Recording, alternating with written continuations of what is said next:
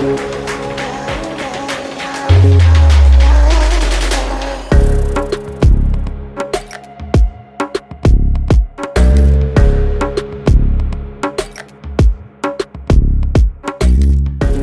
to another episode of the RDR podcast where we talk about all the nerdy shit you love or hate. We're your host. I'm Quintin. I'm Tim. And I'm Malik. Today we'll be doing a CEO recap. Malik just got back. Gonna tell us about it. Tell us how much fun he had and rub it in our faces. Absolutely. Because he has money. Yes. I don't know where that came from. Multiple vacations a year. Didn't you just come back from vacation like 3 weeks ago? One. Yeah. I didn't go on vacation this year. Yes, you did. You took a cruise. No, I didn't. You probably are if you didn't yet. No. He's I did. lying. I went to the beach, He's lying. but oh damn, I just told on myself. All right, shut up, dude. We'll also be going over House of Dragon Season 3 finale. Season's over. We got 2 years to wait, but we'll talk about it. 2 years is insane. Yeah, I know. Yeah, that's HBO for you. 2XKO is done. Give our thoughts on that. The X-Men cast has finally been revealed. Of course, we have to give our thoughts on that. And Marvel Tokon, the fighting games, finally dropped. First impressions. We'll also be talking about our favorite martial arts movies. Then we got some trailers to watch, as always. A Different World. I'm excited about that. Absolutely. So we'll watch the Different World trailer. We'll talk about it. We have a Doomsday, Avengers Doomsday sneak peek. I don't know what to expect from that, but, hopefully good things. And then Golden Axe trailer. We'll go over that, too. So A lot of younger generation probably have no idea what the hell that is. absolutely. Absolutely. So let's get into it. CEO. Talk about it, Malik. All right, first things first, I want to start this off by saying something. Tim, Darren, White, Geese, thank you all. Because if I wouldn't have linked up with y'all, I would have never done any of this stuff. I had fallen out of fighting games back in the Tekken 4 days around 2001. Right. Because I got tired of playing those games by myself. I didn't have friends to play it with. That was before the, online era. So only way I'd play a fighting game was if I just played arcade mode by myself. And that got really repetitive really fast. So I stopped buying them. Like, I liked them back in the day, but since I only played by myself, I got tired of them. So I stopped buying them. Linked up with y'all, what is it now? Like 15 years now? It's close to that, somewhere around there. Over 10. Yeah, somewhere around Yeah, there. it's 10 to 15 years. We'll just leave it in Yeah. there. Yeah. Y'all are definitely into fighting games, which pulled me back in, which got me going to Combo Breaker, Evo, CEO, etc. So none of that would have happened without y'all. So I have to thank y'all for that. Like, truthfully, because this has been some of the most fun I've had in gaming in a long, long time. It's crazy how fast time flies. It Huh? does. Because it had me thinking for a second. I'm like, how long have we been friends? I'm like, Yeah. holy freak. Time is Yeah. flying. About the same length. Yeah. Yeah, I'm about to say literally we was in what, chopping in like 2011 and then Yeah. I literally We- met you before I met him. I'm about to say we met in like what, 14, 15? Somewhere Around there, yeah. So Mm. jeez. And So, then now you're going with your son now. yeah, brought my son into it. He likes it. He has his, few games that he likes and stuff. So I definitely got to thank y'all for that. Like, Mhm. without y'all, none of this would have happened. I can say that with, absolute certainty. So thank y'all first and foremost. Oh, no problem. Now back into actual CEO. I competed in 5 games. Street Fighter 6, Fatal Fury, Avatar Legends, the fighting game, Mm-hmm. Marvel Tokon, and I competed in 2XKO with Mikkel as a duo. Right. Which is like, that's just something cool to do. Be like, I played a game as a team competitively with my son. Right. That was cool. That's dope. Street Fighter 6, I went 2-2. I'm pissed I lost my first match. It was against a Guile, which I have experience playing because Tim plays Guile. He didn't do anything exceptional. I just was very aggressive and he punished me. And I definitely could have won that match. Were you thinking like it was like because he was like, did it feel like you was playing against me or something? No, or I just wasn't playing. And you don't rush people like Gal. You don't rush him down. You get at that mid-range distance where you could punish his boom. Right. Because if you rush him down, he's going to either boom you or flash kick you. There's a time to rush him and there's a time not to. Correct. And I kept rushing, I kept jumping, and he flash kicked the fuck out of me. Right. I just made very, very stupid and beginner level mistakes. That flash kick is his little backwards. Yeah. Okay. Can you tell our viewers who you were using in that matchup? I was using Marissa. You know, if you used God, you could have probably just out fireball. I knew where that was going. I knew where that was going. I'm just saying, if you would have used Sagat, I knew where that was going. You probably had you would have had a better chance. Shut up. Okay. My second match, I felt kind of bad because in my pools there was this girl that was there. Mm-hmm. Cool little Maya cosplay, but okay. She was saying we just started talking. I had no idea who she was in the pool, and she was just saying, "Hey, I just came to have fun. I'm a silver rank." She's like, "I have no delusions that I'm going to win a match." I'm like, "Well, you never know." And then she told me her name, and I looked at the bracket, and her opponent for her first round match wasn't there. So I'm like, "Look, you about to get your first match. He didn't show up, so that's still a win. That is. That's still a win." And this was before I even played.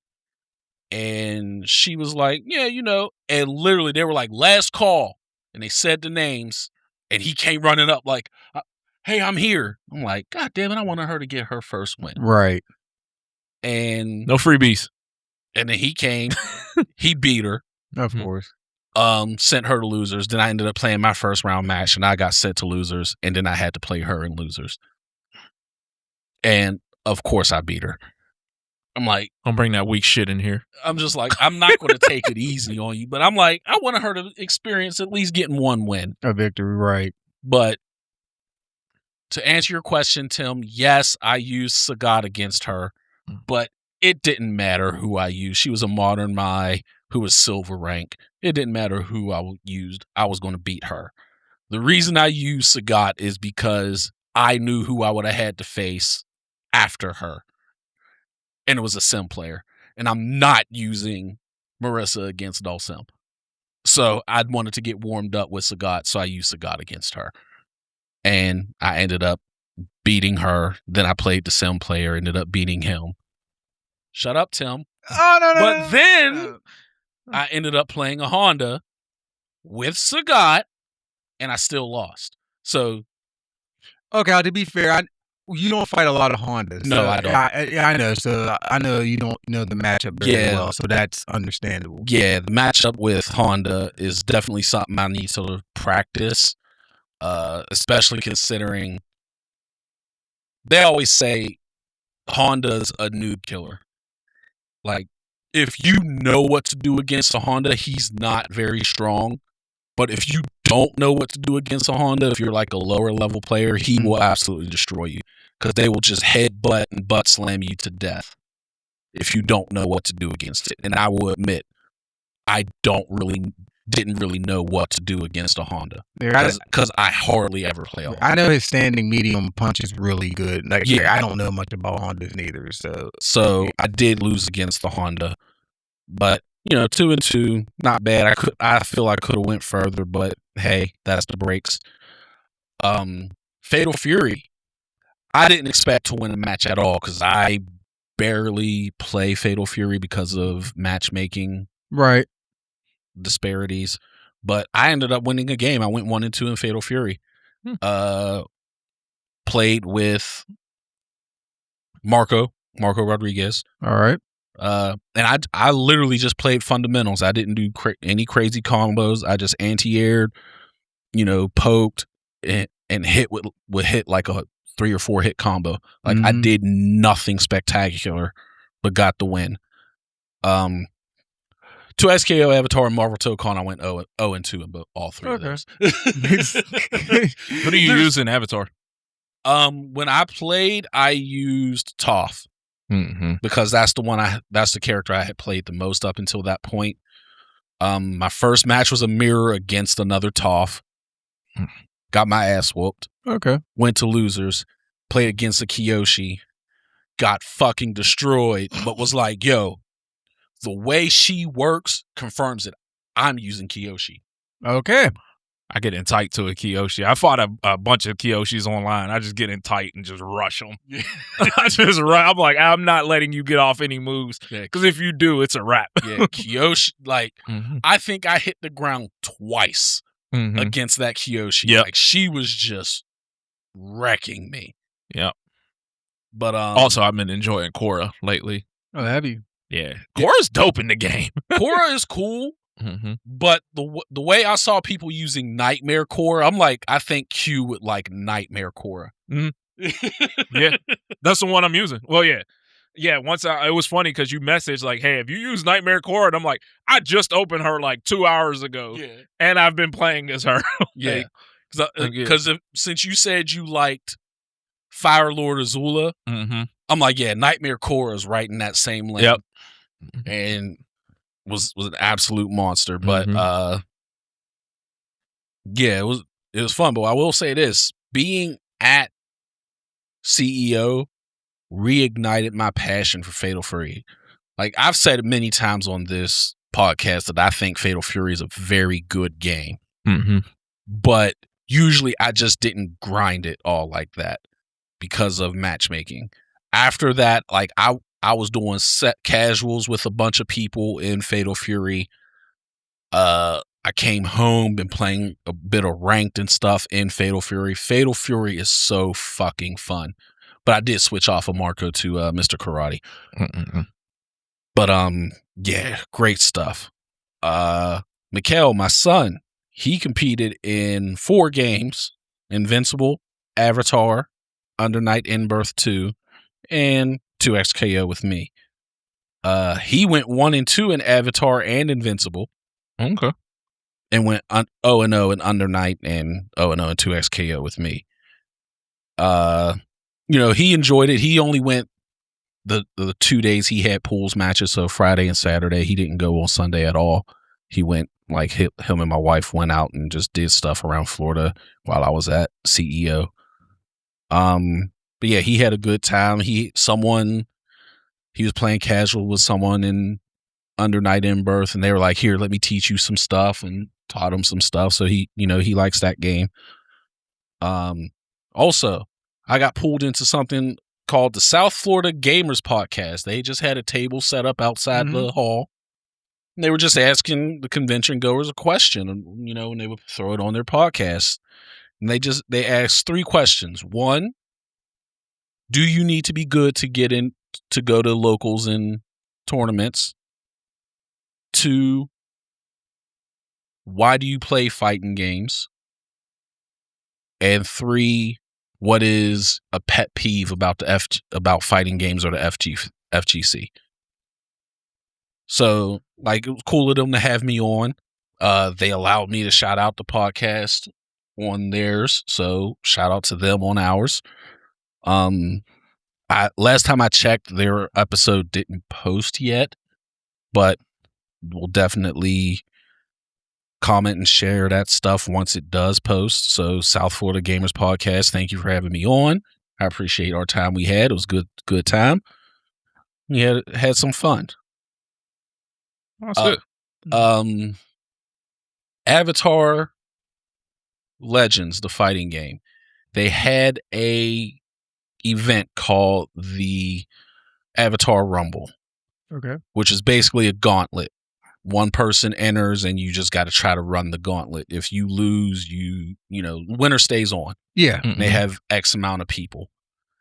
And the key figure in this tournament, or in this Rumble, whatever you want to call it, right, is a mystery Avatar playtester whose code name is 1999 Honda Civic.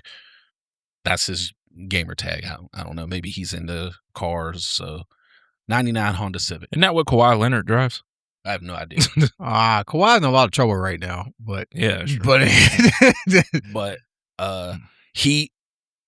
they do have a rule that he's banned from competing in tournaments because he was a playtester. Yeah. Like, not just, I had, access for a day or two. Mm-hmm. He's been playtesting pretty much from the start. Mm-hmm. And he ran the gauntlet. And he was beating well-known people. It wasn't just like, me getting up there and beating him. He beat, like, the only person that beat him at all was Sonic Fox. All right. Everyone else he washed with his Sokka. And Sokka is generally considered Sokka's a weak character, but he showed that Sokka's a menace. Sokka's considered weak in that game? I've been getting my ass whooped by Sokka's online. They consider Sokka kind of middling. They consider Azula, Nightmare Korra, Toph, Katara. I think Kyoshi's up there. Mm-hmm. They consider them the flying one. What's his name? Amir. Jesus Christ. Not Amon. How am I blanking on his name? The airbender. Yeah, I can't remember his name. He didn't get his airbending until the harmonic convergence. Can't remember his name, but anyway, they're Azir. I can't remember. I don't know why I'm blanking. I know his freaking name. He they're more considered the top tier characters. Sokka's kind of like a tier or two below them. He's not considered bottom, but he's kind of considered middling. If you want to win, don't pick him. Pick one of them other characters. Yeah. But he washed everybody. His Sokka is an absolute nightmare. And I like the mystery behind this guy because no one knows who he is. He came out wearing like a mask, sunglasses. Zahir. I don't know why I couldn't get that out. Yeah. Like, he came out wearing a mask, sunglasses, a hoodie. Like, no one knows who this guy is. Oh. And I think that adds a level of intrigue to it. Mm-hmm. Because not only is he good, you have no idea who he is. He should have just been wearing the Mon's mask then. That would have been dope. That would have been dope. Yeah. But, or the Blue Spirit mask or something like that. But I love that. Yeah. I love. That's yeah, dope. he had a 1v and beat everyone with Sokka. He was stomping everybody. It was insane.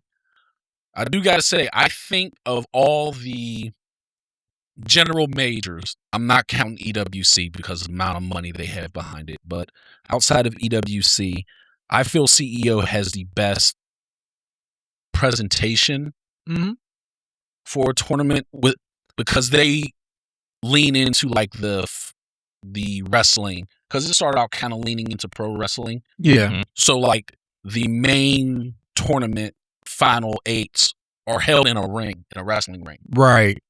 So, and they have entrances like it's a wrestling match. So, hey, they call you to so the presentation of CEO, I think, is one of the best.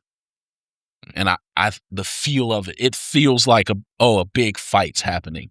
It has that big fight feel to it. That's cool. Ring walks and stuff like that. Speaking of fights, was you there when the dude popped off in that dude's face down there? No. Yeah, missed that. It was a Mortal Kombat thing. I don't know. Dude popped off in the dude's face, and dude got mad and pushed him. Got in dude's personal face, and I don't pay attention to Mortal Kombat, so. Yeah, but it was like a dude popped off, got in the dude's face, and dude's like, get the fuck out of my face. We had that. Remember we talked about that before. Yeah. There's a certain line you can cross, you can get to, but don't cross this line. Yes. You want to pop off, that's cool, but don't get in my personal space. They, you don't watch Button Check, that's the thing. But they talked about it on there, and it was like, he was earlier, he was on stage, he did it, they were all, I guess they were friends, but then he did it to somebody else, at the stations, and then the dude got mad and pushed the shit out of him. Oh, this was at just the pool tables. Yeah, at CEO, and everyone was like, "Oh, you know what I mean?" And he got humbled real fast. You know what I mean? You can't be sitting there just popping off. That's fine, but you can't be getting in someone's face and then he went behind the dude's ear and said something to him. The dude got mad and shoved the shit out of him. Like you get in people's face, like you know what I mean, like from fighting games to a real fight. Yeah, right. Mortal Kombat, like come on. That would suck if you lost both though. Right. You got to go home, bro. Don't even come back tomorrow. Just go straight home. Yeah, no, I didn't know about that. Yeah. But I don't pay attention to Mortal Kombat, so yeah, I didn't know. I just didn't. Yeah, I didn't know if you like saw anything about it. No, and, you saw Kenny Omega, right? Yes, I did. You did? Didn't you take a picture of it? Yes, I did. I meant to pull that up. I'll add it in post right around here. And you got a picture with Punk. I got a picture with Punk. I got a picture with Punk, Dual Kevin, Knuckle Dew.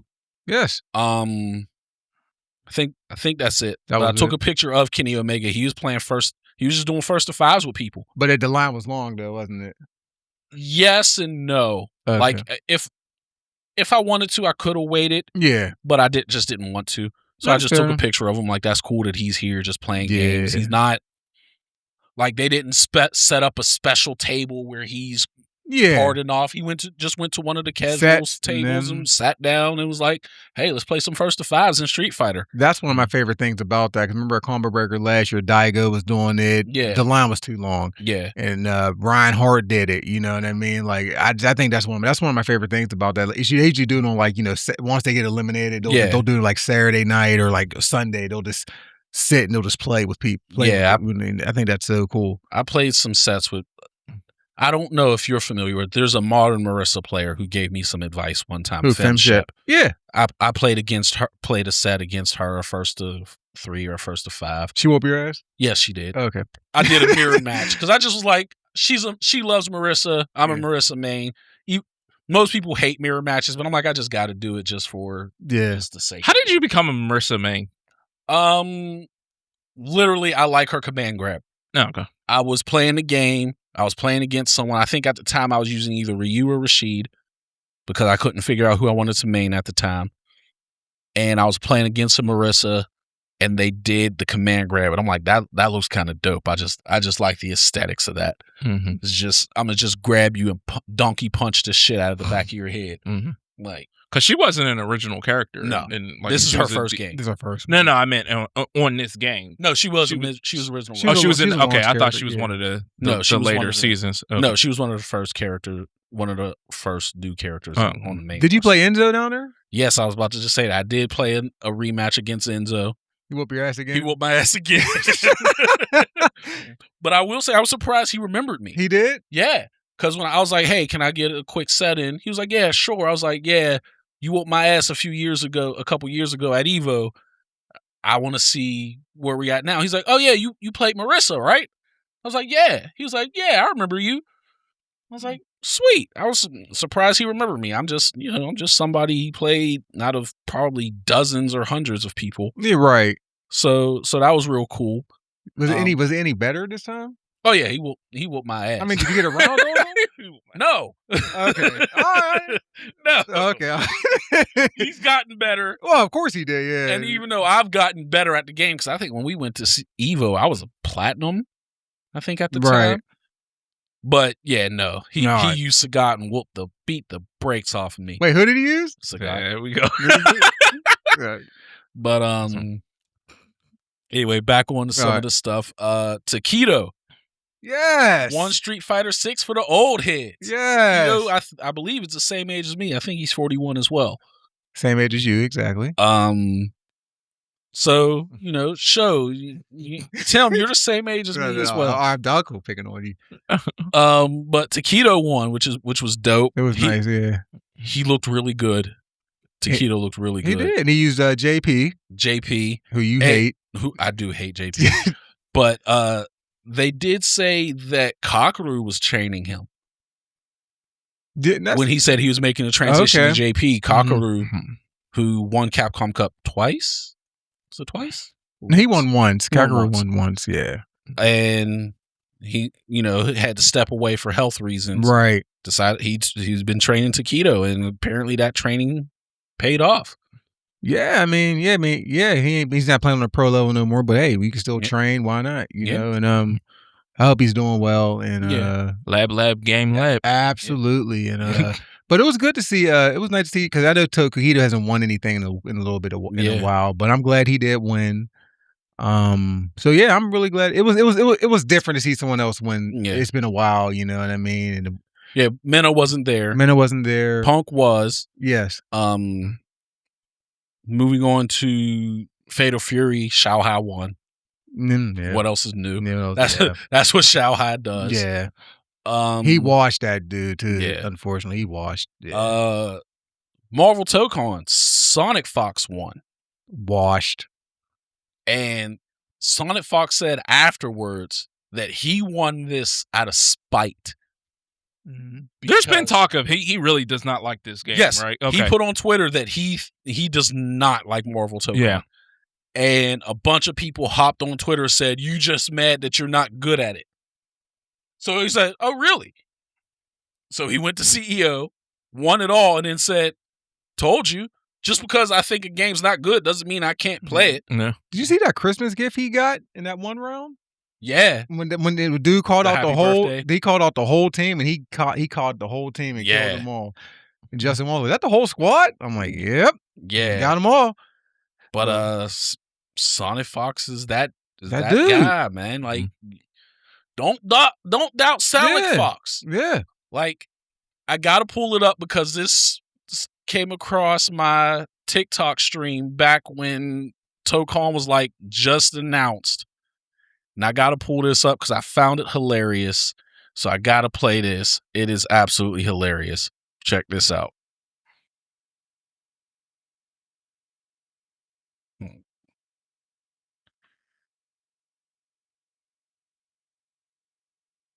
Why isn't the sound coming? Come on.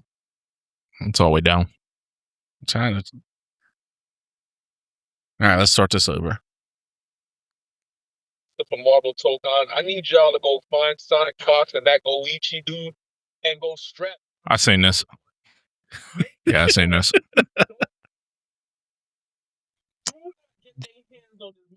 And people was in the comments like, he just won. Yeah. And Goichi wasn't even there because he's still dealing with some health issues. Yeah. Got it. I've seen them go at it. Dragon Ball Fighters. I've seen Sonic with the Mortal Kombat. I've seen them do their things in countless amount of games. Yo, can we get Marvel Tokon for ourselves? Can someone else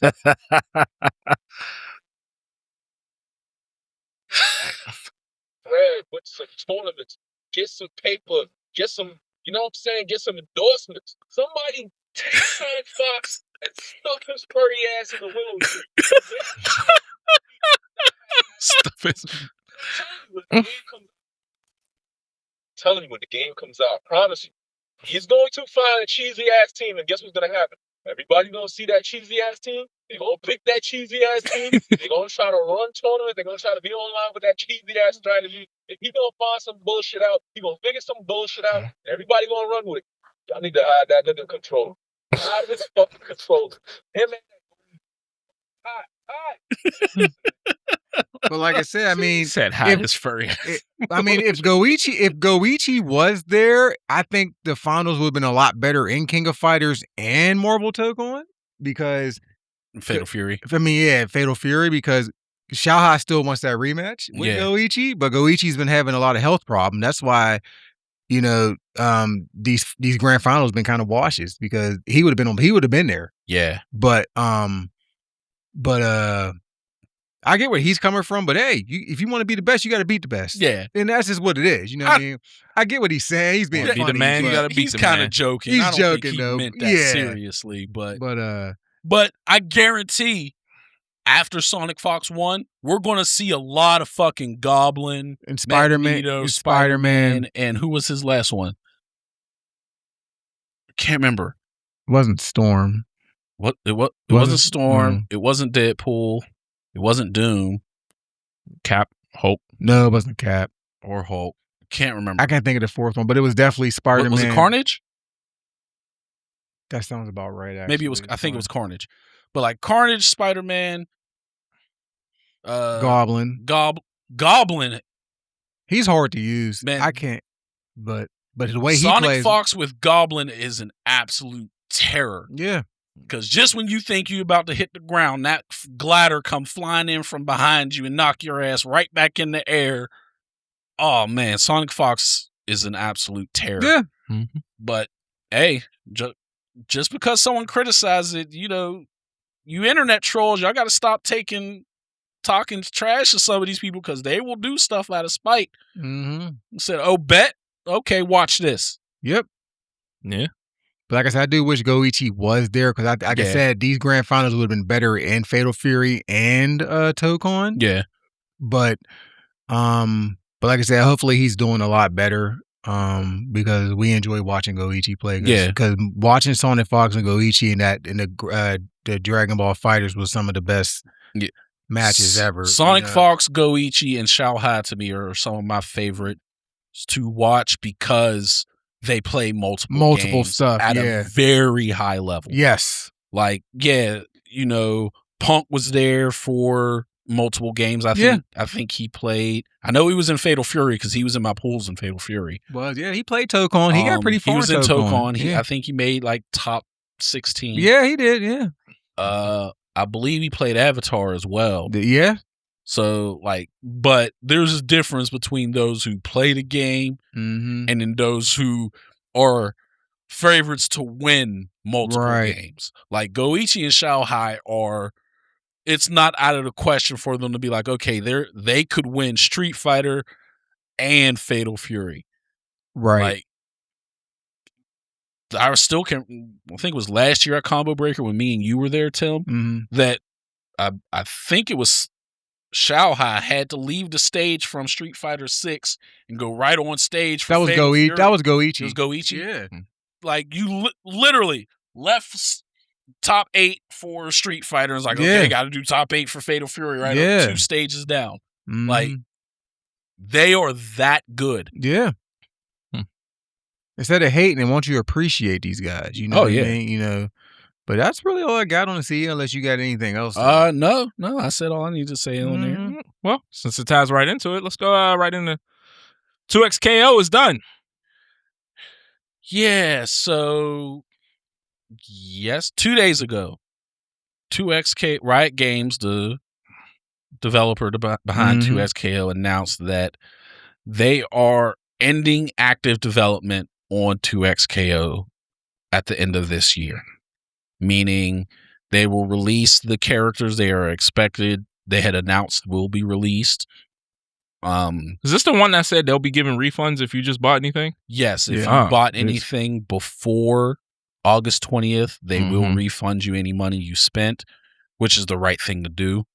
This game hasn't been officially out for even a year yet. But they did say that they're, because even though active development is stopped, they are not shutting down the servers. So you will still be able to play the game. 2XKO didn't come out in January, did it? It came out around January. January of this year? Yeah. Yeah, that's what I thought. Okay. So they did say they're going to keep the servers alive, so you can still play the game. There will just be no changes after the end of this year. So what was the reason? Is it just not? Their reason is it basically just wasn't making enough money. Okay. I was wondering if it's just not popular or what. Yeah, popularity / money. Because the tutorial? Tim, that is the most asinine reason to want a game to fail. Well, they shouldn't force you to do a tutorial. You probably can skip it. It wouldn't let me skip it. So screw that game. Screw that game. But wasn't this game in development hell for a while too? Yes. Isn't that also what kind of hurt it too? I was just about to bring up. Sorry. Why do you think this game ultimately failed?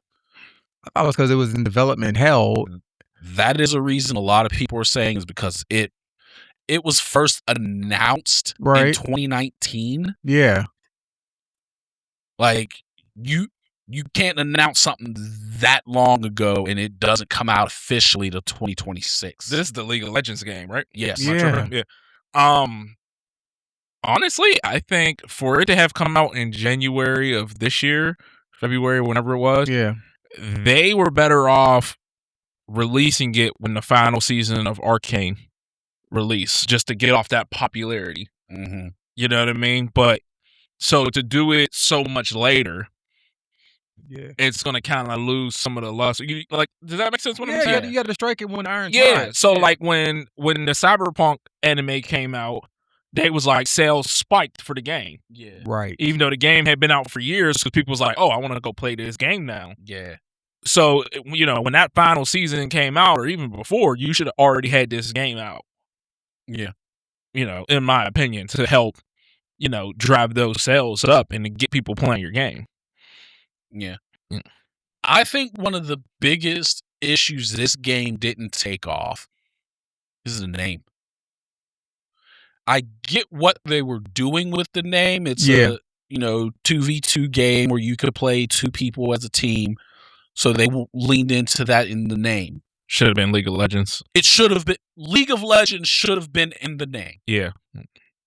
Because there is a large number of people who play League of Legends who did not know this game existed. Mm-hmm.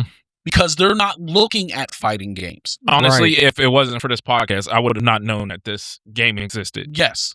Yeah. So I'm sure that Riot Games probably put something like a splash screen that showed up when you open League of Legends about 2XKO. Mm-hmm.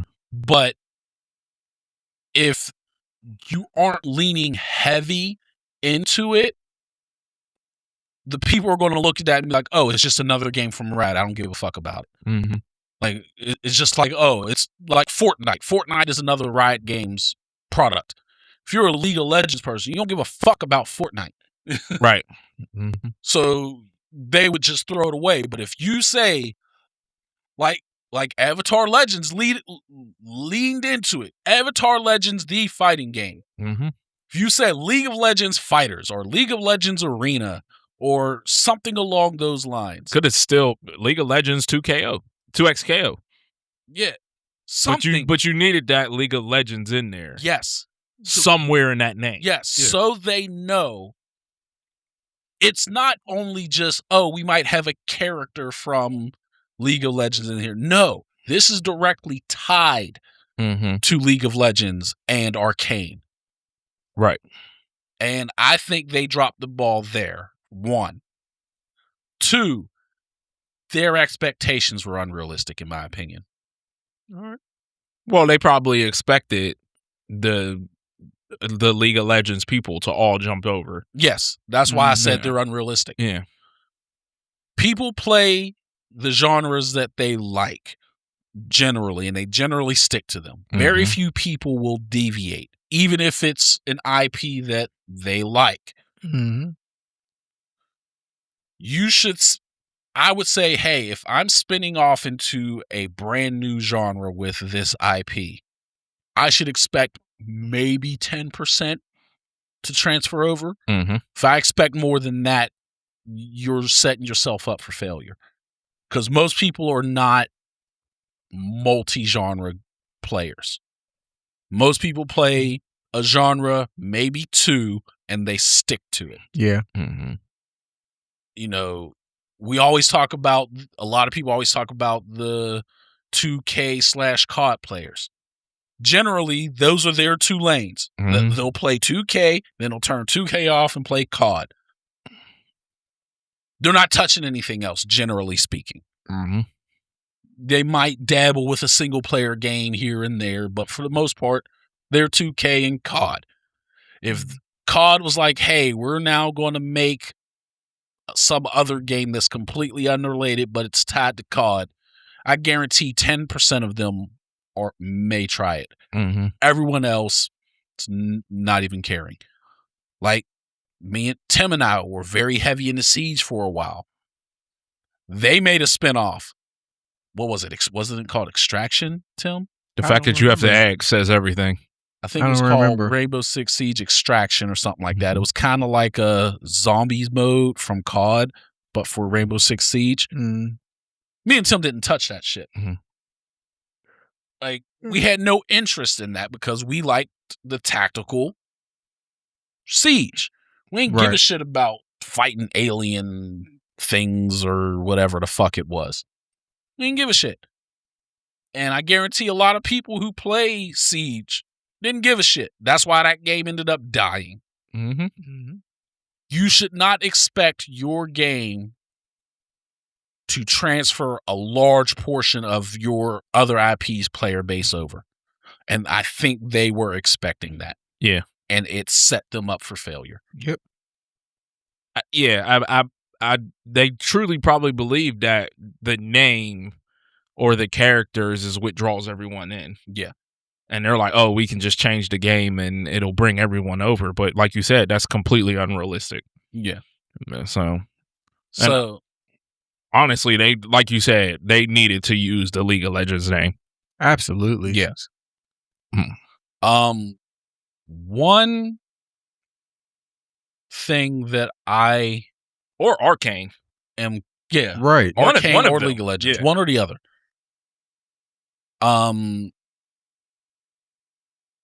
One thing that I am curious about. I think I know the answer, but I'll figure I'll ask it anyway. They're leaving the servers on. If for some reason this time next year there's a spike in the player base, people find out about the game, and they're like, "Oh shit, this game exists? Let me try it." If they see a spike, do you think they will restart work on the game? I'm sure they're not going to just miss out on money if it spikes up like that. But now, here's my question. Are they making the game free? It's always been free. Oh, that's right. Yeah. Yeah. Okay. That was one of the reasons why they thought it would transfer. So many people would hop over because it took nothing to try it. Right. Yeah. And I agree that approach is good, but once again, if you don't know it exists, right, you're not going to try it. Yeah, that's true. Right. So I just really think that they just dropped the ball on some other thing. They're saying fighting game players struggle to find reasons to stick with the game. I understand.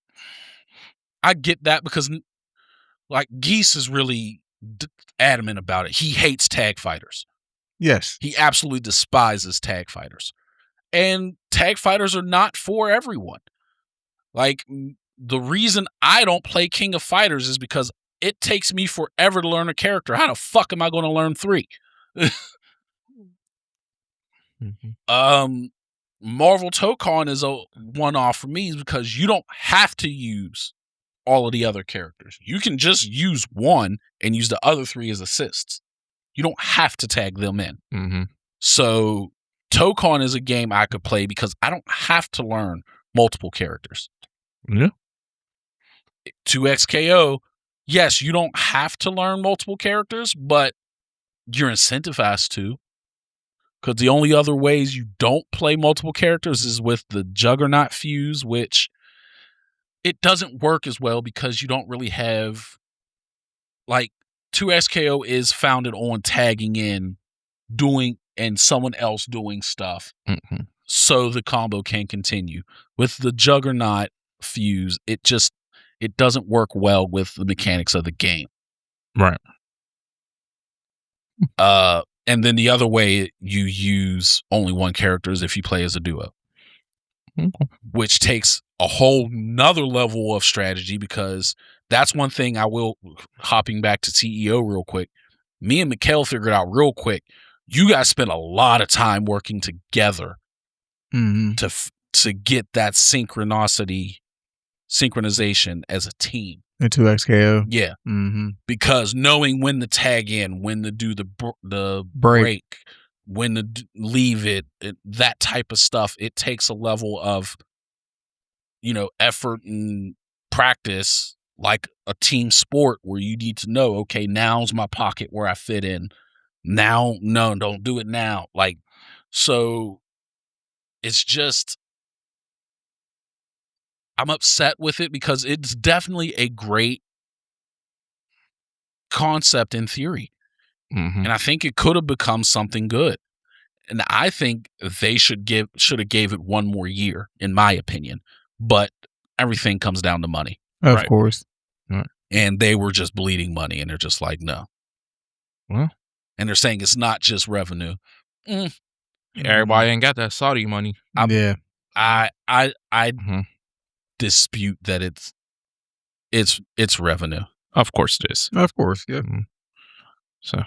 So like I said, they're doing refunding all purchases. There's going to be patches in the releases of the new characters in September and October. There's going to be a final patch in December. And that'll be it. They're saying the competitive series for 2026 is not changing. So they're not reneging on the promises to tournament organizers about that stuff. So cool on that.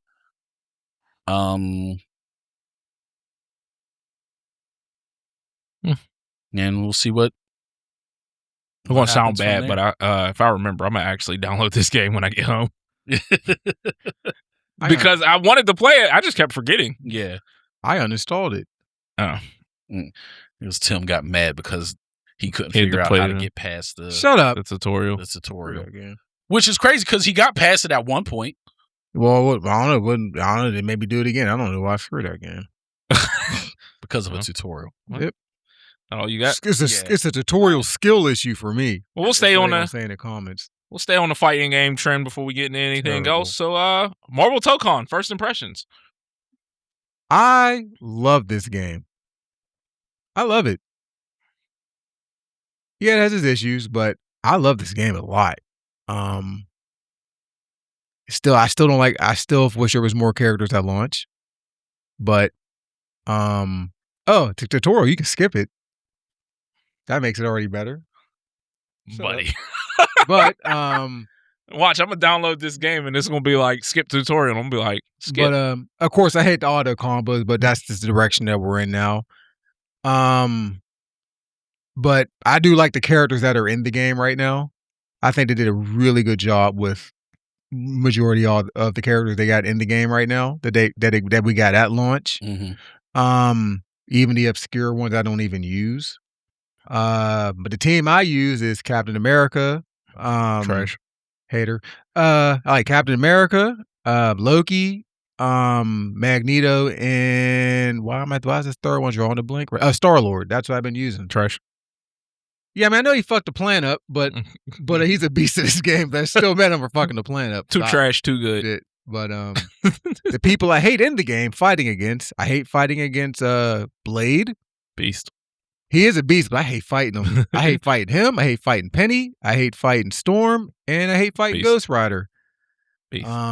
They're all annoying. Yeah. But the game is dope. It's really good. They did a really good job with this game. This is off topic slightly, but it's weird how it feels like how much Marvel tries to push Penny in video games. Right. Like, why are they trying to make her such a big character? I don't know. That's a good question. Like, you know what I mean? Like, no one cares about Penny, like, in, like, the comics or, you know what I mean, anywhere else. Like, she's not getting her own movies or anything, but they always make sure she's right front and center in video games. I just think maybe it's because she's a little different. You know, most characters are just, people. Or is it because of the popularity of Diva? That helps. I think that had a reason, something to do with the reason she was in Rivals. Yeah. Rivals and the Diva too, like so she could be like the Diva, the Diva, comparison. Oh, I use Diva. Oh, if you like Diva, you use Penny. Yeah. Okay. Outside of that, in like Tokon, it's just a way to have someone who's different. Like I said, everyone else is basically a person. Okay, that's fair. Yeah. So it's just something that's different. Right. In my opinion. That's fair. Completely wrong. That's fair. But yeah, like Tim said, the game is really fun. I am terrible at it. But I am not good at tag fighters at all. Like, I was never good at Marvel vs. Capcom or any of those games either, because, like I said, I'm not good at using I'm slow to pick up characters, so learning multiples is just I had a question. difficult. Mm-hmm. My team, I use Blade, Beast. Black Panther, Beast. which is Shuri, not T'Challa. It's fine. Star-Lord, Mhm. and Deadpool. Of course you would use Deadpool. Of course I would use Deadpool. Yeah. Deadpool's my favorite comic book. Yeah, that's what I said. I'm not shocked about that at all. But he is actually a little difficult to use, so I don't main him. Mm-hmm. I flip between Shuri and Blade as my main. Mm-hmm. I like how both of them play.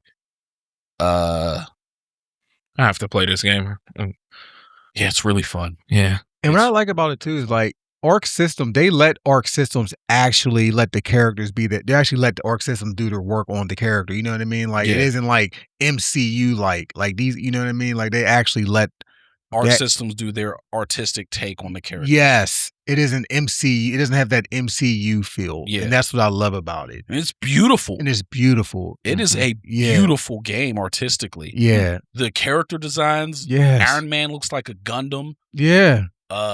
Cap's outfit is dope. Yeah. Speaking of Cap, I tried using him. He is a lot more complex than I thought he would be. Like with the shield bouncing and kicking it back. Like that's not fucking easy. No. I don't know how. Like I saw you using them like, oh, it just comes straight back to you. No, the fuck it don't. You gotta go to where it's gonna know where it's gonna be and then kick it back. And I'm like, oh God, I can't use this guy. Like he's fucking ridiculous. But yeah, it's a beautiful game. Tim, you probably know about the soundtrack. I'm just like, okay, music, cool. Ain't even gonna get into it all. That's how I am. Okay, music, cool. Yeah. Like it doesn't stand out as like incredible to me. But I'm not gonna sit there and be like, oh, the music's bad. It wasn't. It's good enough that I didn't notice it.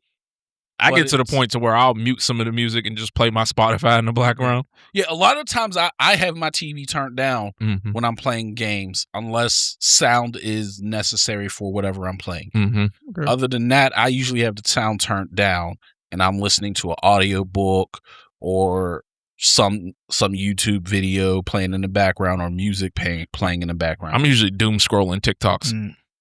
I don't do that while I'm playing. I do. I be listening to them. I don't really, Yeah. Like I follow like podcasters about the Packers.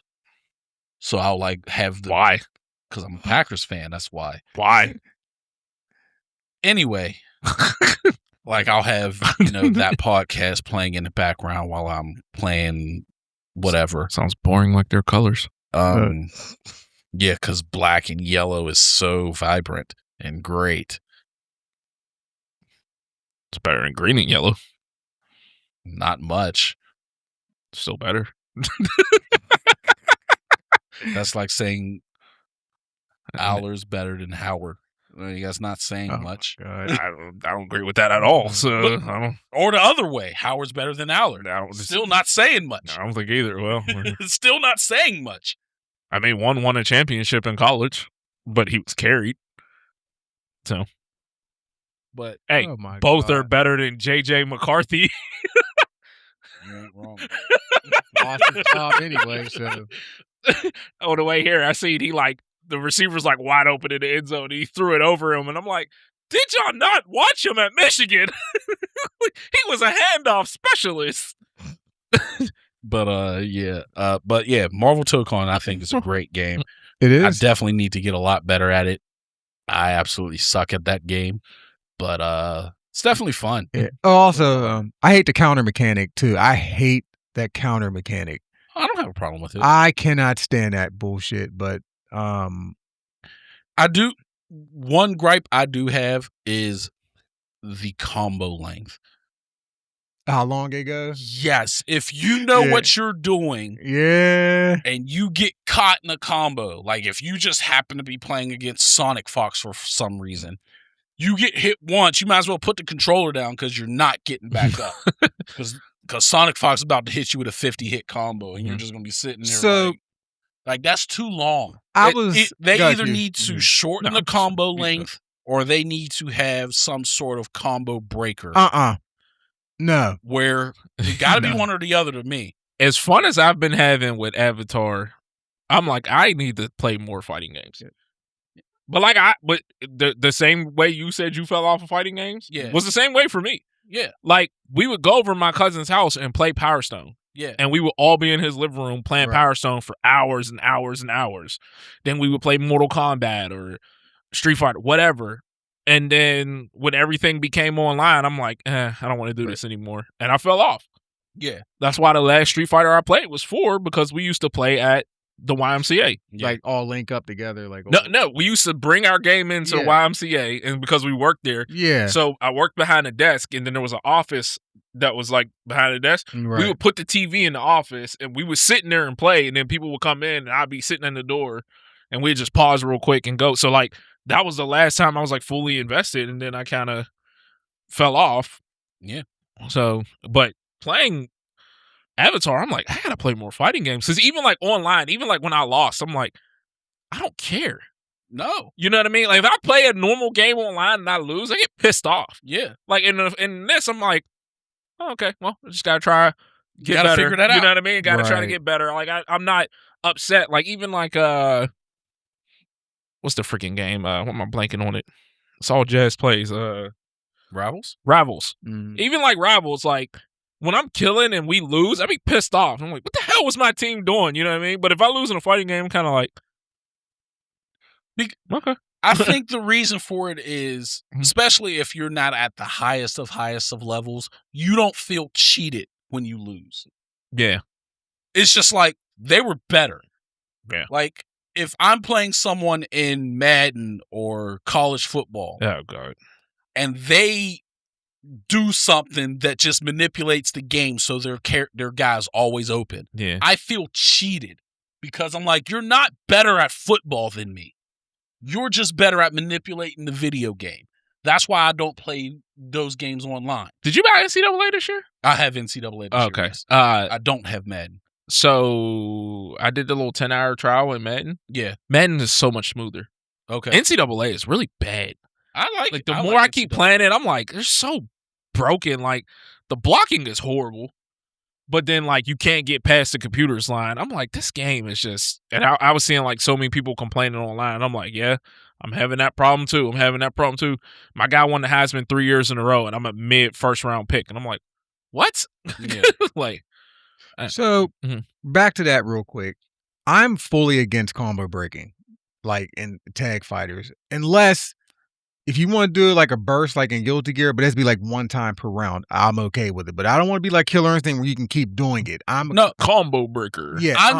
When I mean breaker, when it comes to fighting games, I'm always risk versus reward. Okay. So there has to be a risk to it. Okay, that's fine. Or a cost to it. Like, hey, you need to have 100 of the Tokon meter. Or something. Okay, that's in order to use it. So all right. it's not like something you can do constantly. All right. But it is not fun to get caught in a combo where you can literally put your controller down, take a drink, and just wait because there's literally nothing you can do. Right. Yeah, I got destroyed by a Storm player when Spider-Man, and that got happened to me, and I was like, ugh. But it is what it is. But I get it. That's if they shorten the combo length where that can't happen, then I don't need the breaker. But if you're going to keep the combo length that long, I need to be able to have a way to get out of it. Mm-hmm. So I was watching someone on TikTok stream, and he was playing. I could tell he said he was a COD player, so he was playing. It was his first time like playing the game. Yeah. And I could tell he didn't know what he was doing, but he was getting mad. It's basically what you were saying, like, I'm just supposed to sit here and just take a 30-hit combo every time. He goes, what am I supposed to do? And then, of course, there was someone in the comments being a dick. Because that's what we do online. He goes, you're just not good at the game. Mm-hmm. So I actually commented, and I said, the biggest thing for these tag games are you have to know how to use your assist. Yeah. And I was watching him. So he was playing with Hulk, and he would do a combo, when he would knock him back down, he was never using the assist. Mhm. And then when you do an unsafe move, you need to call out your assist so you can reset. And I said, bro, you have to start using your assist. He goes, I know. And he kept like, he wasn't doing it. And he's like, I know it's a skill issue, but he was just complaining. Yeah. But he admitted, he goes, it's just, I'm used to playing COD. He goes, I just don't know what I'm doing. But he's like, I don't know what to do with these. Every time I get hit in these combos, I'm just supposed to sit there and take it. I'm like, if you just start using your assist better, you won't have to get caught in these combos as much. But it was like he was listening, but he wasn't understanding. Yeah. Which was getting on my nerves. But I'm like, you know what?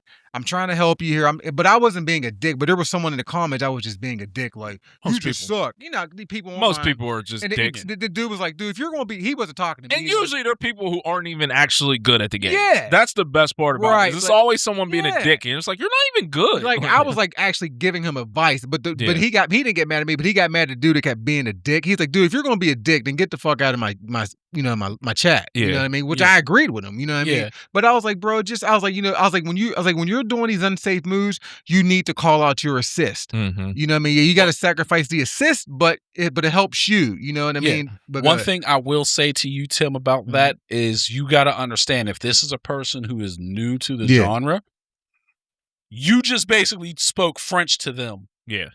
Oh, I know I did because I asked him. I said, are you familiar with? I started asking him about certain stuff. I said, have you ever played Marvel? I asked him. I was like, have you ever played more X-Men versus Street Fighter? He goes, yeah. He goes, yeah, I'm pretty good at Street Fighter.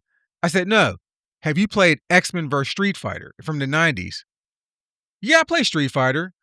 And I was just like, okay, he must be super young. Yeah. And then I was like, okay, he didn't. But I mean, I'm not even talking about that. Right. I'm talking about when you saying, hey, this move is unsafe, you need to use your assist to cover it. Mm-hmm. He might not even know what unsafe means. Right. You got to remember, if he's new to this game, he might not know he doesn't know what unsafe means. So you're saying use your assist when you're doing something unsafe. Right. He doesn't know if he's doing something unsafe, especially if he's new and using auto combos. If he's using an auto combo, he doesn't know that the third hit of the auto combo is unsafe. Right. He don't know that. Right. No, So we as the fighting game community and generally gamers in general have to be better. Better at saying, like, we got to understand that some people just don't know what the fuck you're talking about. Like, I'll give the perfect example because I did it to you one time when you first started playing Siege. ADS? I'm like, Tim, ADS. You're like, what the fuck does that mean? And you're like, aim down sight. I'm assuming you know what that means when you don't know what that means. Right. So just saying, hey, you have to do this, they understand to a degree. Like he's saying, yes, I know I need to use my assist more, but we need to understand. Like, that's one of the things I learned from coaching is you got to explain it to them in a way that they would understand, not in a way that you understand. That's exactly what he was talking about a few months ago, how about with your daughter, how you yelling at your daughter, she responds better that way. Yeah. But the other girls on the team, you have to talk to them, you get a better reaction. That's basically. And also, like Malik was saying, it's funny teaching girls because it's like, when you get boys in high school, you expect them to know about football. Yeah. But I'll say to like a new girl, hey, you're not in this series, you're in the next series. And they're looking like, what's a series? And I'm like, oh, okay. So you know how we're on defense now? Yes. Not now, but the next time the offense goes out there and then we go back on defense, you'll be in then. And they're like, oh, okay. Yeah. You know what I mean? Or I'll be like, what down and distance is it? Well, we don't know. Like, you know what I mean? So it's funny. So like now I get what you're saying because you're like, if you don't know, we expect someone to know the little things, but that's not guaranteed to know. Yeah. Honestly, you said it was not safe, and I'm sitting over here like, what the hell does that mean? Yeah. Like, how's the move not safe? So, but I'm not a huge fighting game person. Right. Okay. Like he got it, but obviously, I understood it, but that's what I mean. Like we gotta, go back on stuff like that. Yeah. So it's just a matter of, especially if you're watching someone and they do say, "Hey, I'm new to this." Explain it like you would explain it to a 2-year-old. Yeah, that's the best way to do it. And if they say, "Okay, I know that," then you'd be like, "Okay, now I'll explain it like you're a 5-year-old. Mm-hmm. Okay, now a 10-year-old," and then progress from there. Right. Like when they show that they know something, like before when Tim, you know about safe and unsafe, but I remember when before ago, I was like, oh yeah, that's -3. You're like, what does that mean? Yeah. Like that you know about safe, unsafe, but you didn't know frame data to the level of frames. Like, oh, that's -3, so it's safe, but it's not plus. Right. Like knowing those, it's just the levels of what that people know. You Yeah. just got to figure that out. Right. Yeah. But that's all I got on Tokon. But it's a really fun game, man. Yeah. And just I hope the game grows. Cyclops is coming. Shut up, Q. And it's Phoenix Cyclops. Yeah, Tim, or Q. yeah, it's Phoenix Cyclops. It's Phoenix Force Cyclops. I actually do want to read Dark Phoenix. Actually, the old Dark Phoenix, or are you talking about the Phoenix 5 with Cyclops? The Phoenix 5 with Cyclops. Okay, I think I have that. Dude, I got to find them because there's fucking boxes upon boxes. Right. But I'm pretty sure I have those comic books. That's all. I mean, I can buy it too. No big deal. But yeah. Mm. But that's all I got on Tokon. But it's fantastic. It's a great. I'm definitely enjoying it. Yeah. I get mad sometimes, but I haven't rage quit. I did get a rage quit on me though. But yeah, Q, get into more fighting games. Play some Fatal Fury with me. It's a great price. How much is it? $40 for all 3 seasons. Ooh. yeah, ooh. Yeah. All 3 seasons. Yeah, all the I'm DLC definitely 3 seasons. I'm definitely gonna do it because I've been checked out of my Crimson. I think didn't you finish Crimson? Yeah, I finished Crimson, but I've been playing like little mindless sports games here and there. Yeah. Oh, what'd you think of Rick Stroud?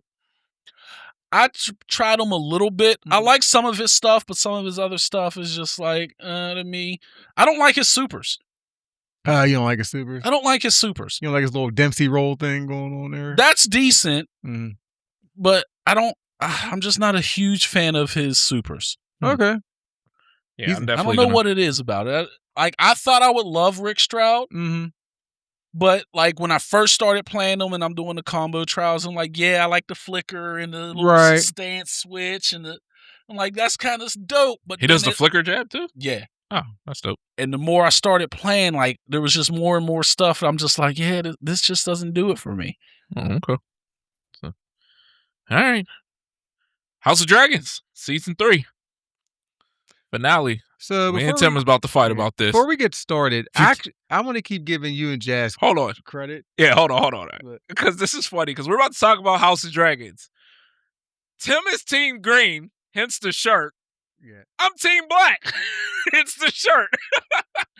But go ahead. I have to keep giving y'all credit. Y'all are growing on the channel, Mhm. and the way I miss shit on the episodes. So like the way you and Jazz break every damn thing down on them episodes, man, I'm like, oh good. I'm like, I missed that, and like I catch shit. So like when y'all catch that shit, I'm like, okay, cool. I'm glad that y'all caught it, so I catch it. So like I gotta give y'all credit, man. I appreciate that. Yeah, man. I Appreciate that. Love That's the one channel. of the main reasons why I like watching reactions to shows and movies. Yeah, Because some people catch stuff that I didn't catch, yeah, or they miss stuff that I caught. Yeah. And I'm like, oh, yeah. 'Cause they missed that. Yeah. Like I said, we even had a person comment, and it was like, "Can you please watch Night of the Seven Kingdoms and do this?" And I was like, "All right, so Yeah, we're even gonna get on that." yeah, because 4 pairs of eyes are better than 2. So you Yeah. know what I mean. But y'all break it down, and y'all chemistry is just on point.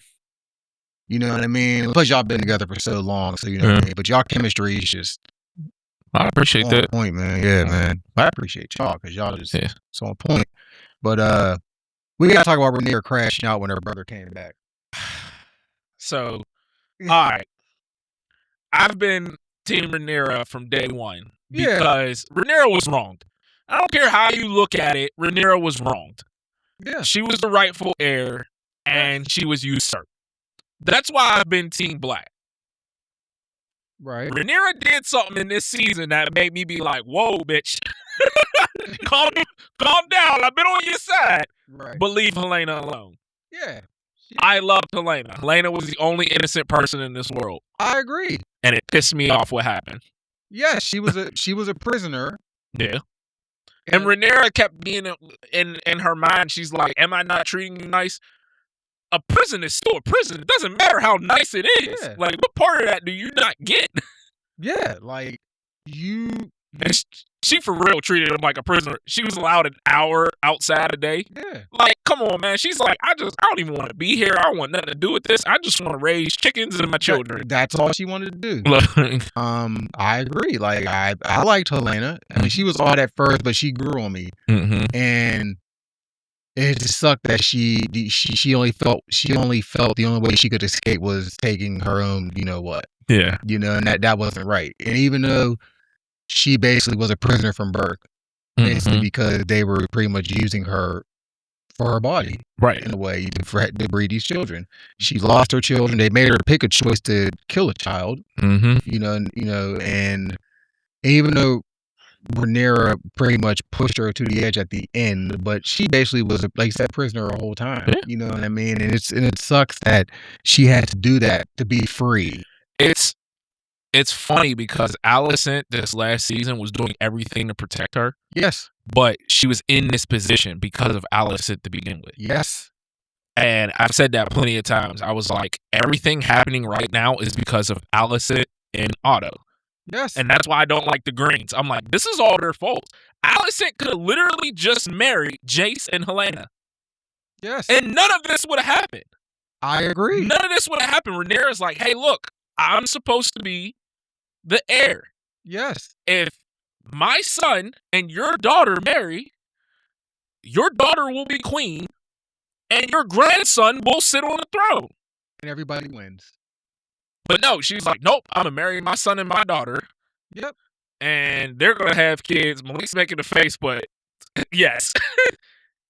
They had, 3 kids?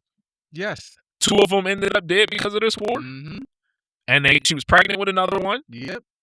That baby now no longer survives. So there's one surviving baby. Where is that baby? No one knows. Because she was with Alicent.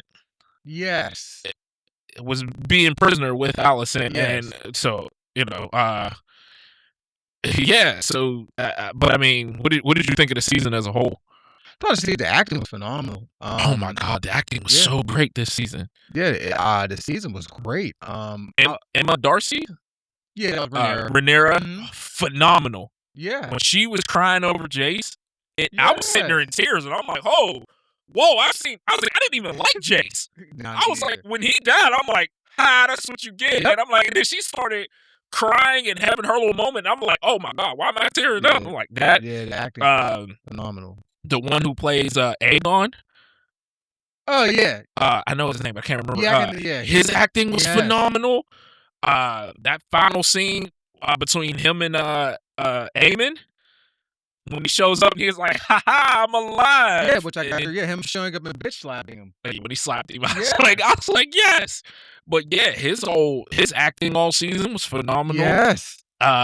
Even his scene when he was like feeling on Sunfire, and he's like, "She's not dead, right? She's alive," and it's like, and Laura's just like, he's dead. Yeah, and I'm like, and then he comes back, but the main reason I cannot be Team Green is they are such dirty people. Aemon is a weirdo. He is a weirdo, but that's still my dude. No, Aemon is a weirdo. Weirdo. That's still my dude. Malik made a face about her marrying her son and daughter together.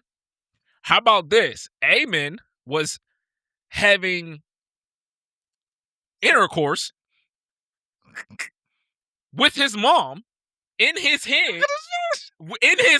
And then when he snapped out of it and realized it wasn't his mom, he got upset. When he realized it was another woman, he got upset. That's how weird this dude is. Look, Aemon has a lot of problems. Aemon's a weirdo. Aemon is a weirdo. And then as soon as he found out that she's like 100-year-old mom, he's like, yeah, now this is my girl. Wow. So he's a weirdo. Aemon has a lot of problems. Mm-hmm. I mean, he was made fun of as his whole childhood. He didn't have a dragon at birth like everybody else. Yeah. He was neglected a lot. I mean, he is odd, but he does have the best dragon. Whoever the fuck she's at. No one knows where Vagor is at. How do you lose the biggest dragon? I don't know. It's the biggest freaking dragon know. and nobody can find it. I don't know where Vagor is at. Mhm. How do you lose the damn thing? Y'all found Sheep Stealer like 10 times. Yeah. Can't find Vagor. Yeah. Speaking of Sheep Stealer, I gotta give him some credit. There's only so much he could do, though. Sheep Stealer was a thug until a real thug pulled up. Once Craxus pulled up, and Craxus was like, "Oh, I want the smoke." Yeah. I was like, "Oh, Sheep Stealer was that dude." Until a real thug pulled up. Craxus is always ready. So it's the whole Chrysler 300 looks like a phantom until yes. Yeah. And Craxus is the phantom because you're like, oh, Sheep Stealer, he pulled up to the war, he smoked everybody out, was taking out all the dragons, Moon Dancer and Sea Smoke. No problem. Craxus pulled up and was like, yo, let's go. And they wouldn't let him fight. Mm. The next time Craxus pulled up, I was like, Craxus gave him that work. I was like, yeah, because he took out Cyrax. He took out Cyrax quick. Like he was about to kill Cyrax, and then Craxus was like, I got this. Like, Now, question: do you think Helena really did take her own? You know what? Or do you think someone maybe pushed her out the window? No, I think Helena. So the reason I felt like Helena did it is the scene before they actually showed her and Rhaenyra showed up. Yes. Helena started looking at the window. Right. And when she looked at the window, I looked at Jazz and I was like, the tapestry might be long enough for her to climb out. Right. So I don't know if she did it in the attempts of climbing out, but I think but no, because she sewed her own tapestry. Yes. She sewed it happening. Right. Which is, and that's what pissed me off about Rhaenyra. She like looked at the tapestry, seeing her falling, and then seeing her sitting on the throne and was like, good enough. And then closed the doors or windows. What's crazy? I never looked at the tapestry until you and Jazz said something about that damn tapestry. Jazz kept pointing it out. She was like, why is nobody looking at what she's sewing? And I'm like, I'm like, and then finally when they showed it in the one episode before Allison looked at it, I was like, she's sewing everything that's happening. And then Allison looked at it and then Jazz was like, I told you. And I was like, I didn't know that's what she was sewing. Yeah, like, and even when she dropped the tapestry in the final episode, like, you know, like they dropped it and they showed it being dropped. I'm like, something's on there. And then, like you said, when she looked at it, she just walked away. And I'm just like, oh, you don't even care. But I seen people complaining. They said, somebody was like, why does the show make it seem like Team Green is bad and Team Black is good? They was like, when in the books, neither is really good or bad. It's just a matter of what they're doing. And I was like, well, if you really paid attention to the show, season 2 made Team Green seem bad. Right. Season 3 made Team Black seem bad. Right. I was like, it's a matter of who's sitting on the Iron Throne. Mm-hmm. That's what the problem is. I was like, whoever's sitting on the Iron Throne is now forced to make decisions that you're just like, that ain't it. But Rhaenyra pissed me off a lot in this season. Oh, and her killing the Pope? He deserved it. Oh, yeah, too. Yeah. The High Septim. Yeah. He deserved it. Because he was treasonous to begin with. Right. Because Viserys sat up there and said, this is my heir. No one else, this is my heir. And all Allison did was come out and be like, oh, well, on his deathbed, he said it was Aegon. And the High Septim's like, okay. Right. But then Rhaenyra shows up, Aegon's dead. You need to crown me right now. And he's like, well, no, that's not our tradition. Right. What do you mean? Now, when she did to Alan, when she was like, you're old Valyrian, I'm like, hold on. Now, wait a minute. Because you wouldn't crown him as a Valyrian. Right. You still had to keep him as a bastard, but now all of a sudden he's old Valyrian and he needs to kill the High Septim for you. Like, yeah, she crashed the hell out. She definitely had a huge crash out. That final war was dope. Yeah, we can get to that part. We know you're about to go off on this part. About what? At least at the crackhead.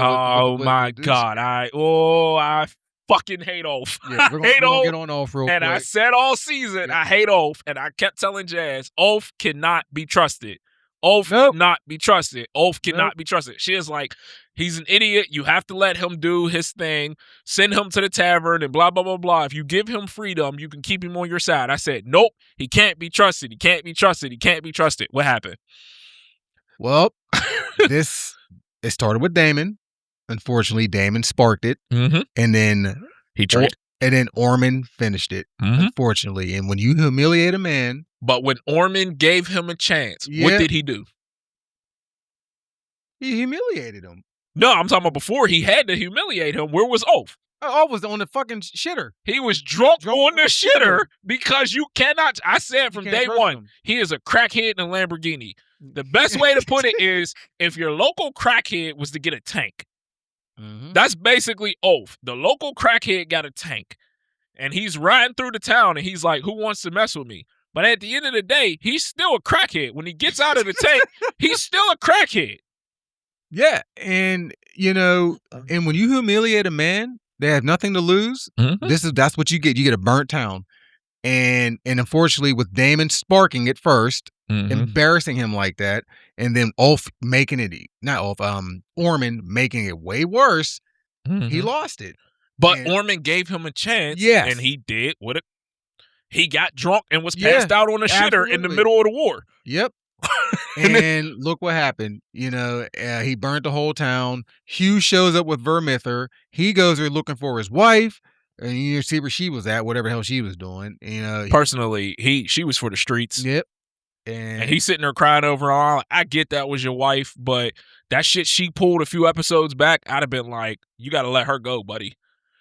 Like that shit was not cool. She could have got him killed. Yeah. Like, I don't care that you're upset. He literally did something to make your life better.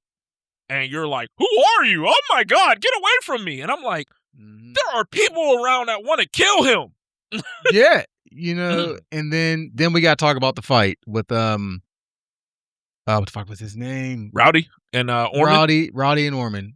I met Rowdy at Steel City Con years back. Oh, did you? He's in Gotham. Sons of Anarchy, wasn't he? He's Chips from Sons of Anarchy, and he was in Gotham. Oh, he was. He was Switchblade. No. Yeah. His real name's Tommy Flanagan. He was such a dope character. Yeah, he was. He was such a dope character for such a short time. And the whole time, like, when they made it through the gates, and then they said, and he was fighting and everything, and they was like, the gates are open. He was like, the gates are open, and we're still alive. God damn it. It's like, now, did you have a problem with him killing the kid? No. Okay. No. Because there was a big thing about that online. Okay. Were upset about that. So we had a whole argument about that online. Somebody in the group was like, oh, I don't understand how y'all rooting for him. He killed a kid. I was like, that kid could have minded his own damn business, and he would have still been alive. Right. He literally walked past all the kids. That and when Damon almost killed the two kids in the gate. Yeah. I was like, those kids are stupid. Right. They're stupid. Yeah. Literally, he's walking past the kid. The kid hits him to try to fight. Yep. Killed the kid. He sliced his face. Yeah. Hey. You wanted to be stupid. You play stupid games. You win stupid prizes. Right. Damon telling the kids, move. I'm about to burn this gate. I have a dragon. The freaking dragon is about to burn this gate. He says, move. Those two kids stand there. Yep. I warned you to move. Yeah. Then Caraxus just stuck his face through the thing. And I have no problem with it because we've seen kids in this world and how they can really act. I mean, we seen... what's her name? Killed the Night King. Arya. Arya killed the Night King. I don't call him Arya, but Arya was how old when she killed the Night King? Like 15. 15, 16, yeah. Yeah. So we seen what dude said to Christian Cole. Yeah. What did he say? He was like, I don't have enough. He said, I told him I'd build a throne of bones or something like that. And he was like, I don't have enough bones. Like crispy coleslaw, y'all be calling that. Crispy so Cole. Funny. But I love that his death was so minute and meaningless, like, because he thought he was going to have this big glorious death that like Rowdy or Orman got. Like they're in the middle of a battle and they have this nope, arrow to the face. Yep. Get up out of there, buddy. But I thought Orman was going to make it another season because the way he was just playing chess the entire season, like he was just putting the pieces on the board and then like, but I figured he would too, because I thought Aemon and Aegon would make it back to face off with him. The moment they find Vhagar, man, it's gonna be a mess. But fortunately, Orman got a proper fucking from the north. Because I didn't know what that text meant in that chat. And I was like, why did he send that? And then when I heard, I was like, that motherfucker. Who sent it? White. Oh, white. Because he put in the proper chat, he's like, fucking proper from the- fucking from the north, because you love the comment, because I didn't watch the episode yet. And I was like, what is he talking about? First of all, getting stabbed in the ass. Complete face. Straight up the ass with a knife. Yeah. 30, not even 30 seconds, like 5 seconds before getting burned by a dragon Yeah. has to be one of the worst ways to go out. Yeah. And all of this happened because he was squeamish. Mm. If he wasn't squeamish, he would probably still be alive. But I said, I don't know if you remember a couple episodes back, I was like, oh, he's going to die because of his weak stomach. Yeah. And sure enough, when he cut his arm off, that Yeah. blood hit him in his face. And he was like, That was it. Yeah, because like you and Jazz said, he got the best of Rowdy in that fight. Yeah. But you said, but he got the weak stomach. You know? Somebody had a good point. They was like, they commented on my thing, me saying that, and they was like, Rowdy ran like 3 miles to the gate, threw arrows, fought his way up the wall. They was like, fought everyone in the city before finally chasing him down. It was like, Rowdy was tired. Hell yeah. I was like, that's a good point. I was like, but still, Orman got the best of him. He did. You know? And I thought, one last thing for us, I thought Darren was going to get him, because remember when they was playing chess and Darren beat him and he got scared? Darren. The Allison's youngest son he was raising. Darren, sorry. Darren. And Orman was like, don't ever be sorry for taking a victory. Yeah. I thought he was going to get him somehow like that. You know what I mean? But unfortunately, it didn't work out. But I did give them credit for trying to make that side deal with Damon on the outside of the castle. But obviously, it backfired. But Damon only cared about this battle. Damon just wanted the battle. But remember how you were saying how, like... Damon just likes Ward. He's like, well, remember how you were saying, you and Jazz were saying, like, is Damon eventually going to start being a side in Rhaenyra's... I said, is he the biggest hindrance? Jazz doesn't think he is. I think he's a hindrance. He is. A lot of these issues are because of him. Look at the Vagar. They lost the biggest dragon because when Lena died... I didn't even think about that. You didn't let your daughter Yeah. Yep. I don't know which daughter it was supposed to be. I don't know if it was supposed to be Baela or Rhaena. No, Baela already had Moondancer, okay, so but Rhaena didn't have a dragon. But you let your little nephew go down there at dawn to take Vagar. Because Aemon didn't have a dragon. Yep. So you let your little nephew go down there at dawn to take the biggest dragon.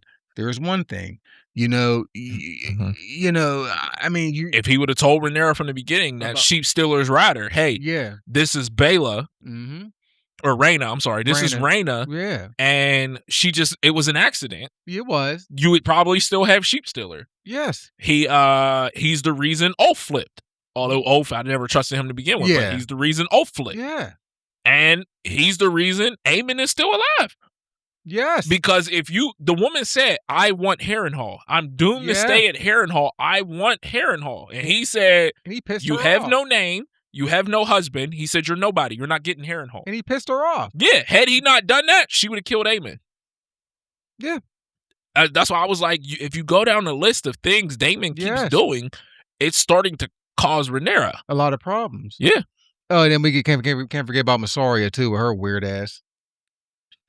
Yeah. Massaria got what she deserved. Yeah. And then she traded right away. But my thing is, why did the guards let her even say all that to Helena? I don't know. The whole time she's sitting there and she's like, don't trust the queen. I'm like, get her away. Get her away. Y'all should have snatched her up right away. Yeah. You know what I mean? So, but overall, I think, to me, this was the best season of House of Dragons or Game of Thrones. Episode for episode, I think every episode was phenomenal. Yeah. And I loved Game of Thrones the first 7 seasons. You know what I mean? But what I'm saying is, there's always those episodes to where you're like, nothing really happened. Not this season.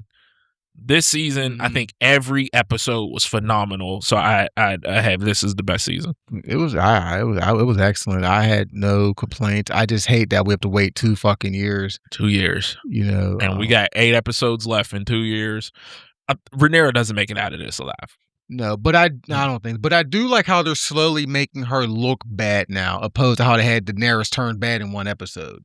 If you're going to make Rhaenyra turn evil, this is how they should have did Daenerys. Correct. Slowly starting to make her turn bad, not in 1 episode. Yeah, and that's the problem with the final season of Game of Thrones. Right. It was just kind of like it was as if you asked ChatGPT to write it, but just gave them a synopsis of every episode before it. And it's just like, hey, write season 8 instead of you because they changed all the characters. Well, yeah, I still didn't think it ended as bad as everybody else did, but I know why most people hated it. I just think they could have changed some things a little different. Drogon, yeah, literally watched Jon Snow kill Daenerys. Yeah. And instead of killing Jon Snow, it burns the Iron Throne. It made no sense.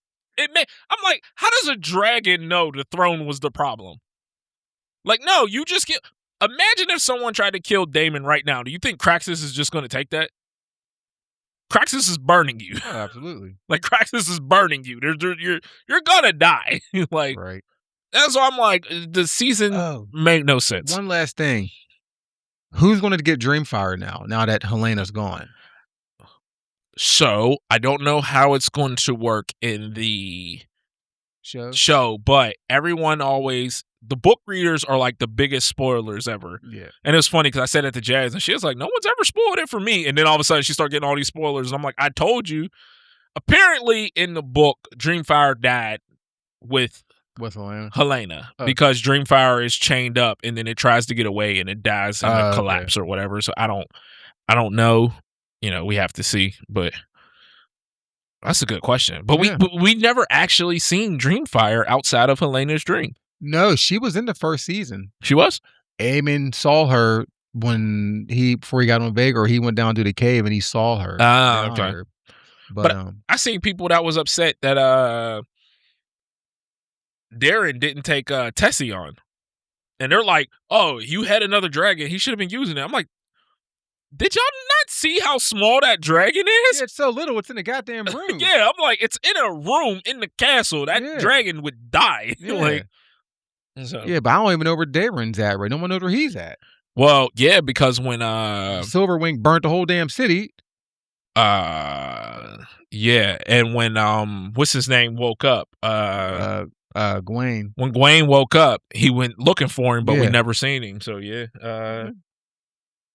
Yeah, it'll be interesting to see this next season in 2 years. Yeah, so next time this season starts, Malik's granddaughter will be walking and running up and down the steps. Well, she's going to be walking and running up and down the steps before then. Yeah. The next time it starts, let's see. All Malik's kids will be grown, and my daughter will be headed to college. Yeah. Yeah. My youngest will be considered an adult in 5 months. Yeah, that's what I'm saying. Yeah, but that's all I got on it. It was a hell of a season. But again, unfortunately, me and White were talking. We knew somebody good was going to die this last episode because you couldn't keep after Crispy Coleslaw dying and then Ormond dying. I knew somebody was going to have to die on it. But I mean, dang, Helena. I did not expect her. That hurt my heart. I loved Helena. I thought it was going to be Bela. That's who I thought it was going to be. Yeah. But I didn't expect Helena. But unfortunately, when she grabbed Bela by the face and she said, "You insolent child," I was like, "Oh yeah." She was getting on my nerves anyway. Bela, yeah, she's starting to get on my nerves. All she cared about is the title. And here was my problem with it. First of all, yeah, she's literally planning a love triangle with her two uncles. Malik makes the angry face. There it is. Oh, there.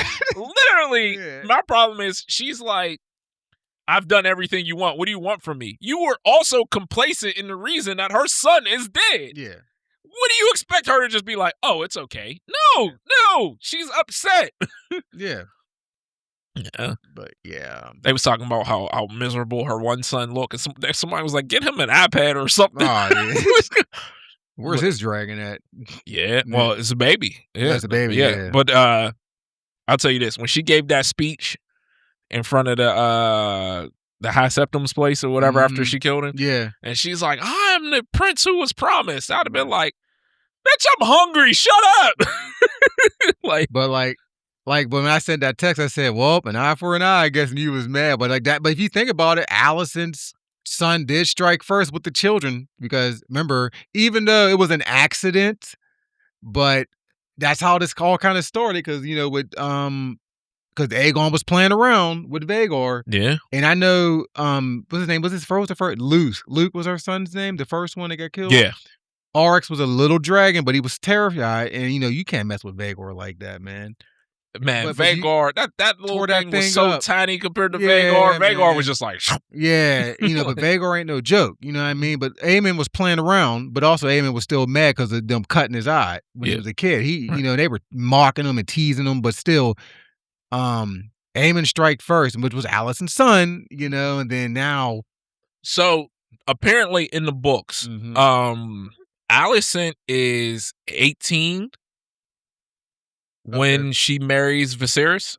Okay. And Viserys is 29. And Rhaenyra's 8.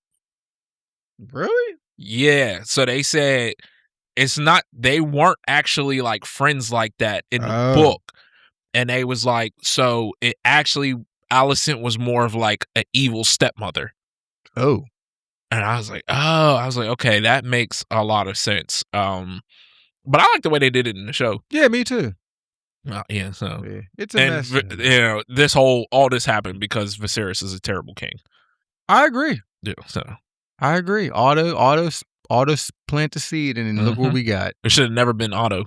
And then you shouldn't have married Rhaenyra to Corlys's son. Yeah, y'all knew he didn't like women. Yep, or y'all wasn't fully sure, but it was pretty clear. You know what I mean? And so literally, Corlys should have been his hand. And then they could have married Jace and Helena. Agreed.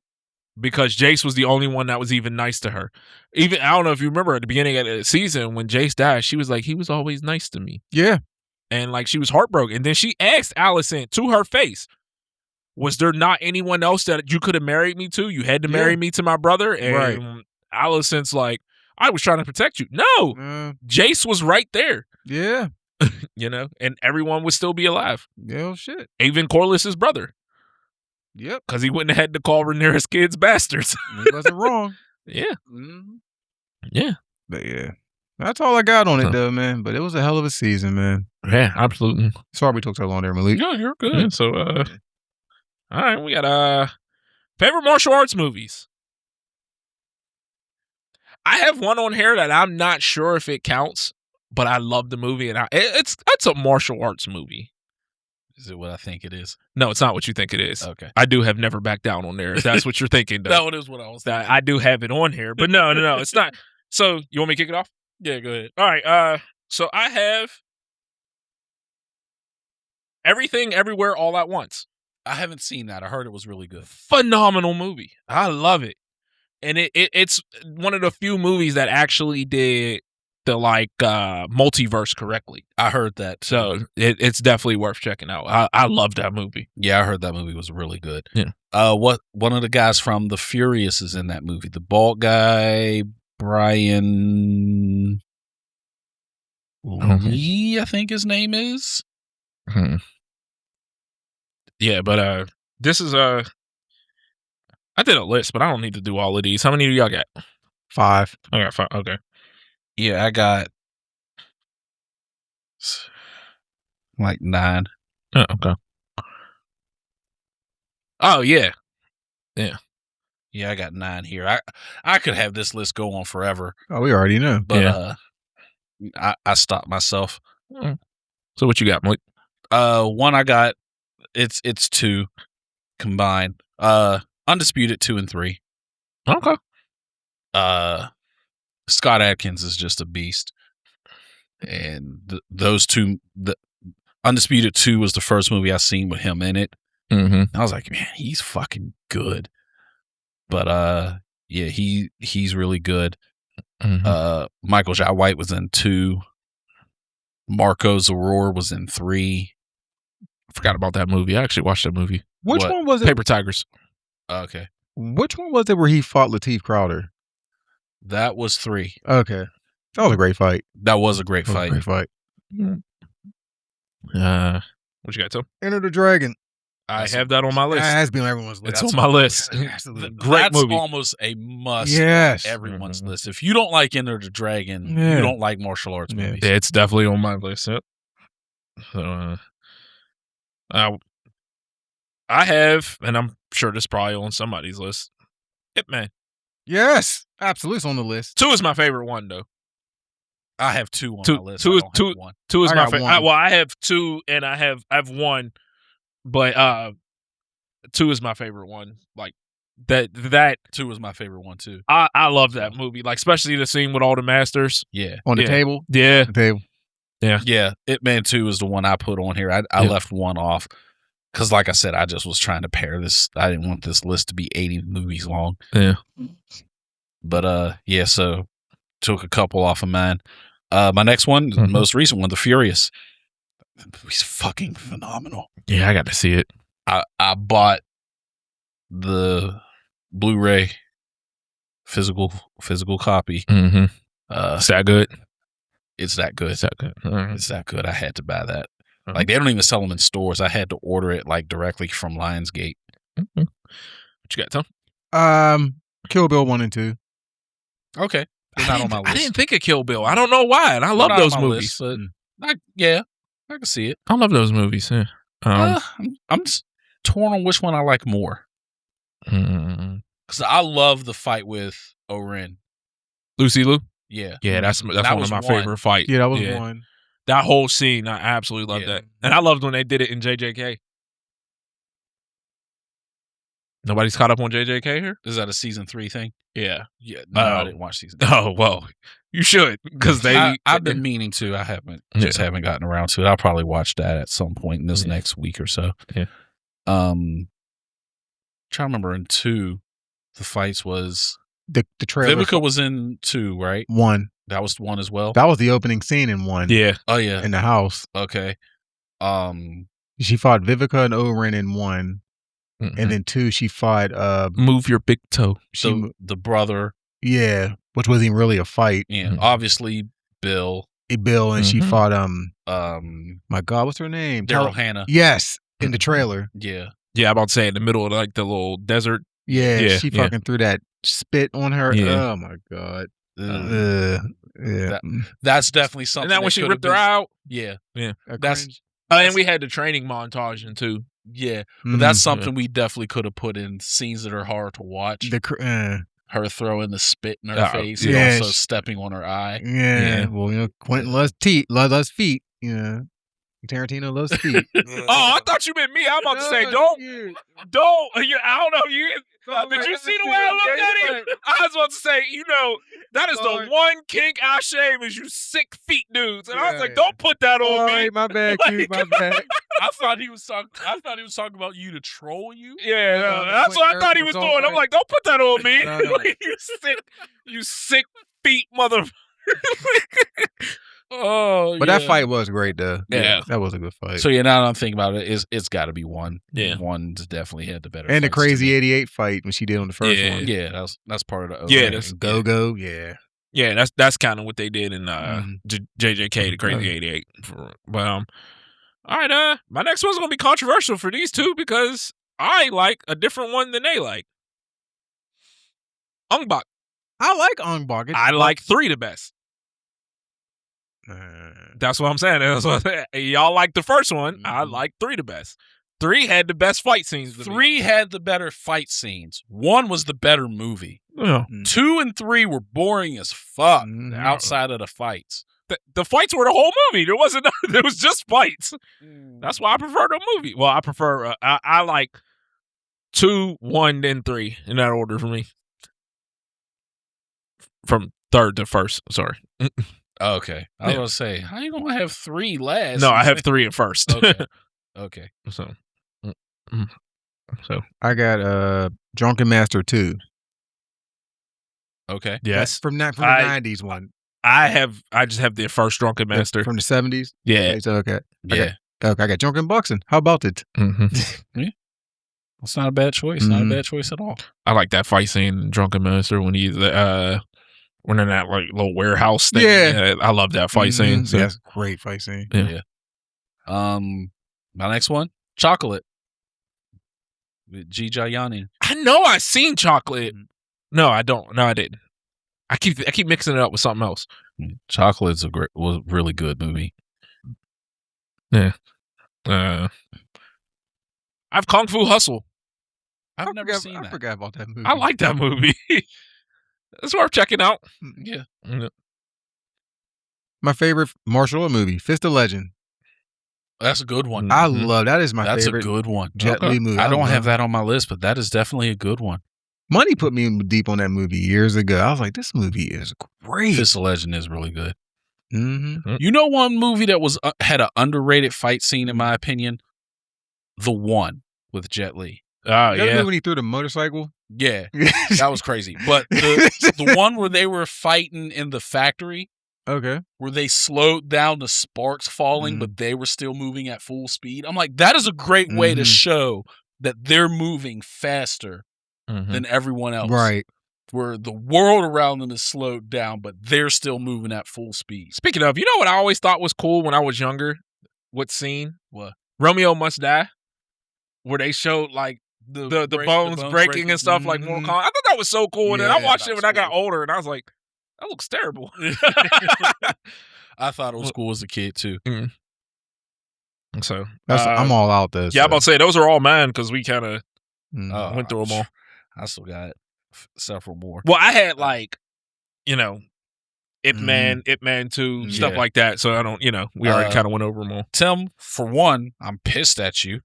How the fuck do you not have Bloodsport on here? I put that's in my favorite 80s movie. That's why I didn't put Terrible movie. That's the reason I didn't put it on. Terrible. That was all. Movie sucked. It's a great movie. The movie didn't it's a suck. top 10 It's 80s terrible movie. How the fuck do you not have that movie? I literally just terrible movie. Question. It still counts. That's true. Terrible movie. I don't have it on my list, but I'm like, mine, Kickboxer with Van Damme. There was another one with Tony Jaa I used to really I absolutely loved Kickboxer. That's why I didn't put that or Last Dragon on there, like I said, because they were Last Dragon.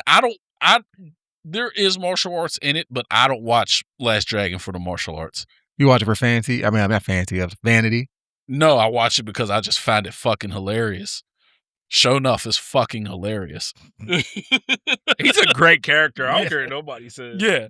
Kiss my Converse. You should do a Show Enough cosplay. I don't know how many times we're going to go over this. Okay, skip over that one. We already said that one. Skip over that one. Already said that one. My next one, The Protector with Tony Jaa. Terrible story. The story was kind of lackluster. You stole my elephant. You stole my elephant. That's all it was. But the fight scenes in that motherfucker. Oh, it was great. The fight he had with Lateef Crowder. That was fantastic. Should have been longer. Unfortunately, yeah, Lateef hurt himself. The fight with the bones of the elephant was really fucking good. What about Nathan Jones and picking up the elephant and swinging him around?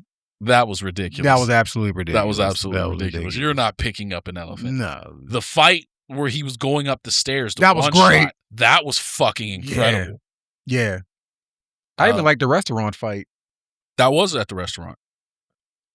No, you mean like him going up to the restaurant fighting everybody? Yeah. Okay, I was talking about the fight in the actual restaurant, like when he actually went inside the restaurant. Yeah, I mean, I'm sorry, a continuation from this same scene. Basically, I apologize. I cannot find it. And my last one that hasn't been mentioned already was The Raid. The Raid, okay. The Raid's fucking great. Everyone mentions The Raid 2. I still haven't seen The Raid 2. Mm-hmm. But I did hear that it was really, really good, but I didn't see The Raid 2. What about Blood and Bone? Blood and Bone was solid. Solid movie. But you like that fight with Matt Mullins in that movie? It was a good fight. It wasn't like, oh my God, this fight is great. Right. I just like, as a scene, it was a good fight. Okay. It had some decent fights in it. It wasn't like nothing crazy. Zuko was in it. Yes, he was. Dante Bosco. Mm-hmm. You want my rims? No, I don't want your rims. Mm-hmm. There was a movie with Tony Jaa. I can't remember what the name of the movie was, and I used to like the movie. I forget it. The Protector 2? Nah, I did like The Protectors, but no. I'm surprised nobody said Crouching Tiger. It was like water on the cover with him or something. Crouching Tiger, Hidden Dragon was okay to me. Mm-hmm. I like Crouching Tiger. I thought it was more artistic than right. Like there's certain movies I left off because I didn't like them because of the fighting. Like Crouching Tiger, Hidden Dragon, I didn't like it because of the martial arts. I just liked how stylistic it was. Okay. Hero with Jet Li. I thought that was just a very good movie. It wasn't because of the martial arts, in my opinion. Although it did have some good martial arts to it, it was just more of the, like I said, the story I enjoyed a lot more. So I limited more to just like the martial arts of the movie. Joe Taslim, that's Sub-Zero, right? Yes. Okay. But yeah, Joe Taslim is definitely a good one. But you said water? It was it was something I cannot remember the name of the freaking I don't remember movie. many. I didn't know there was a ton of Tony Jaa movies. Like I remember Skin Trade. That was a decent movie. I didn't see it on this thing, so maybe I thought it was Tony Jaa. I swear it was. I am blanking on the name of this movie. Yeah, I don't know. The something it'll hit me later, and I'll be upset. Triple Threat was a decent movie. I don't think I've ever seen it. I made sure to watch that because it had Scott Adkins, Iko Uwais, Tony Jaa, Michael Jai White. I'm like, Jesus, you got a ton of martial artists in that movie.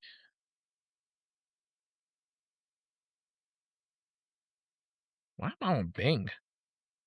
I don't know. Freaking. Yeah, I don't know what. I don't think it was Tony Jaa. Maybe it was what's the guy from John Wick 2 or 3 or 4, not 3, 4. The blonde Kane. Donnie Yen. Was it a Donnie Yen movie? No, this came out around the time of the Ong Box. It was the man, whatever. I'll figure it out another day. I don't know, but The Bodyguard. It was a cameo. Tom Yong Gong, that's the Protector. He was a stunt double in the terrible Mortal Kombat movie. Oh, I didn't know that. Tom Yong Gong 2, saw that. Skin Trade, Furious 7.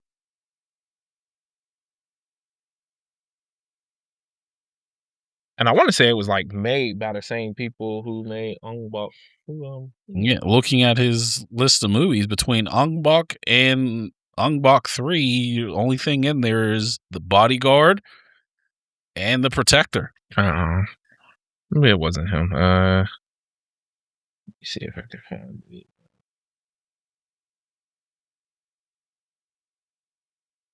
Well, whatever. Yeah. Yeah, share your favorite martial arts movies in the comments below. Help me find some good ones. Absolutely.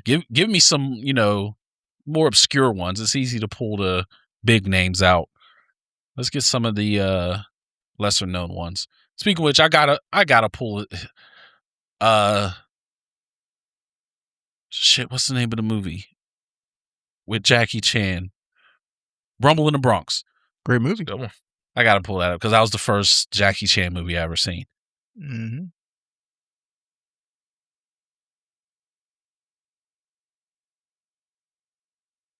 But y'all got anything else? No, that's it. All right, what we on to? All right, a Different World trailer.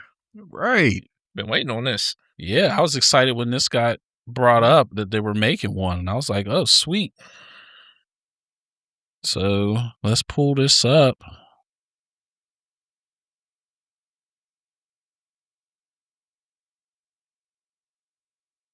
Let's see what we got here with A Different World.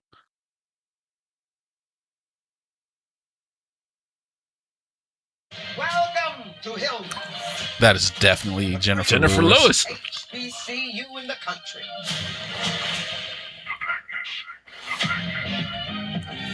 Baby, why are you here? Debbie Allen. I've been pushing Hillman since before they knew my name. I just want to prove to them I can crush it. Jasmine Guy's back. Whitley. Kadeem Hardison. Yep. Dwayne Wayne. Mom, this is my roommate, Rashida.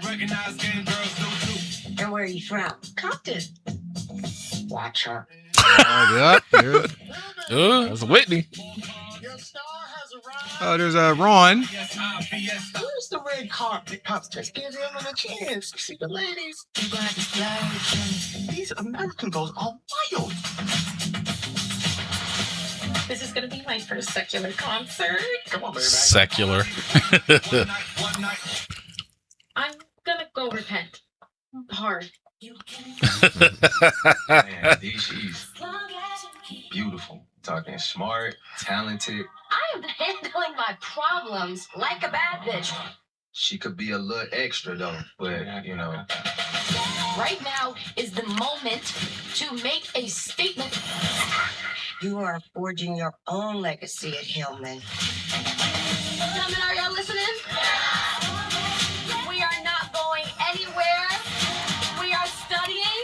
We are partying. We are living our best, young, gifted, black, talented lives. Method Man. Method. Dwayne Wayne had the flips. He has to have them. Let me tell you, like I told your mama, you gotta learn how to relax. Got Freddie's back. That's Debbie Allen. Who's next? She just. Oh, next month. I mean, we got Creed back. We got, or as Freddie, we got. Did you see Freddie? Huh? Yeah, they showed her. That's what I said. Freddie back. It was No. Creed. That was Debbie Allen. No. Scroll back to when they were in the club. Keep going back. Hit play. How far back? Yeah, I'm about to say it was. We are not going anywhere.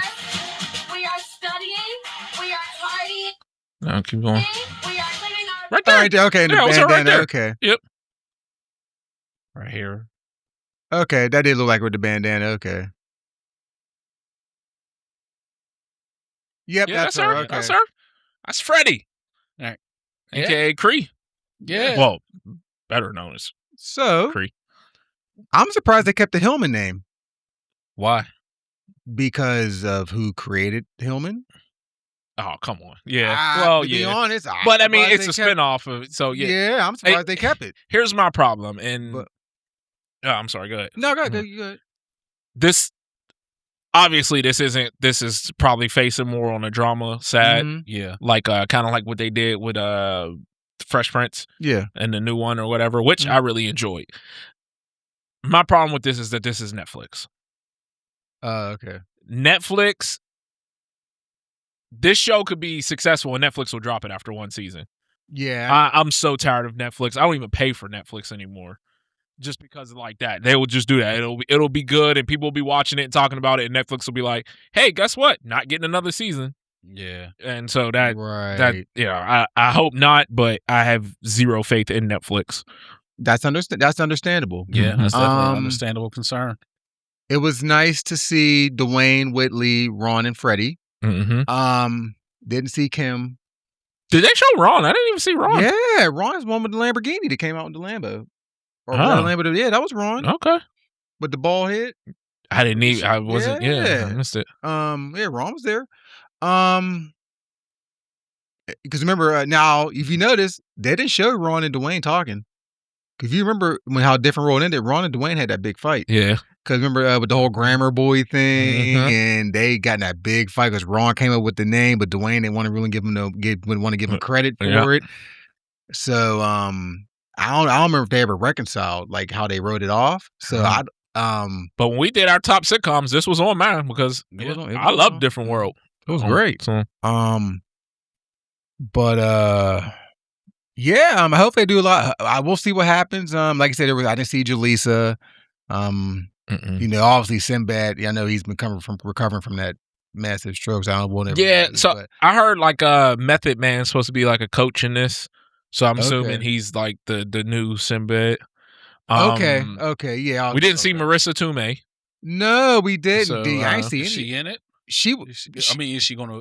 I don't know. I said we didn't see her. We don't know. But she was only in the first season. Yeah, I'm about to say she was first season. She was Denise's roommate. Denise's roommate. But yeah, like we got because obviously there's going to have to be someone that's going to work in the dining hall. Because remember they got a cook. You know what I mean? They never had the cook guy. The guy that played the cook. I forgot his name. He ended up passing away a long time ago. Yeah. I mean, you know what I mean? But I hope, you know, I wanted to do well. Yeah, I want them to touch on a serious issue, especially because different role than did over 30 years ago. Yeah. So you know, there's so much has happened since then. And I really want them to touch on the personal issues and just. Yeah. It looks so unapologetic black, and I love it. Right, and I love that too. But I just wish we got some of these like reboots to actually still be funny. Yeah, just something that could become like a comfort show again. Yeah. Yes, but you know, I'm not against this, and I'm gonna watch it. I'm not taking anything away from it. Obviously, yeah. I'm just saying some of these reboots, like I feel like we need more like just real sitcoms again. Like, no, I agree. You know, so and like I said, it was nice to see. I know Debbie Allen directed the majority of Different World back, you know, back then. So it was cool to see her in here, and yeah, see, Method Man is the coach. I see. Okay, but Whitley's acting like her mother now. Remember how Whitley's mom was on the show? Watch her, and But Whitley was always bougie as anyway, hell. But she's acting more like her mom now. With like watch her and all that stuff. But like I said, hopefully as the show progresses and it get, you know what I mean. Hopefully, like we get to see Kim come back for an episode or something. You know, Whitley's roommate. You know, and just. But it is being titled as a comedy. Okay, 39 years. Oh, okay. So, you know, it. Okay, my bad. Strike the balance. That's all. Yeah, I like for them to strike the balance. Like, you know, not Bel Air, but The Fresh Prince was primarily a comedy, right? But it had its moments where it hit the serious. It hit serious moments, right? And that's what I'm looking for. But I didn't realize that it was being considered a comedy. I thought they was going like more like kind of like Bel Air. Yeah. To where like Bel Air was like more serious. Drama. Yeah, more drama. Yeah, that's why I thought they was going. But no, it says sitcom and it says comedy, so yeah. So okay. I already like the religious girl. This is my first secular outing. She said, "I'm gonna go repent." Oh yeah. So this is okay. It says their youngest child. So they already have children already. Yeah. Oh yeah, I forgot the end of the show. I think Whitley did get pregnant at the end of the show. So if I recall, I remember their wedding, and I remember the baby, please. Yeah, but I remember that, of course. But first of all, you ain't gonna show up to my wedding and be like, "Baby, please," to my fiance. Right. You're leaving here in a body bag, buddy. But yeah, I'm really excited to watch this. Absolutely. I really hope it does well. I was trying to look up to see who. This the cast right here that the show. Yeah. Who owns Jada Pinkett's the back. IP? It doesn't look like it's owned by Netflix. So even if Netflix does its Netflix thing and drops it, okay, it could be picked up somewhere else. Okay, yeah, okay. Cool. So I'm assuming if they were like, "Hey, we're going to drop it," maybe they can move it to somewhere else.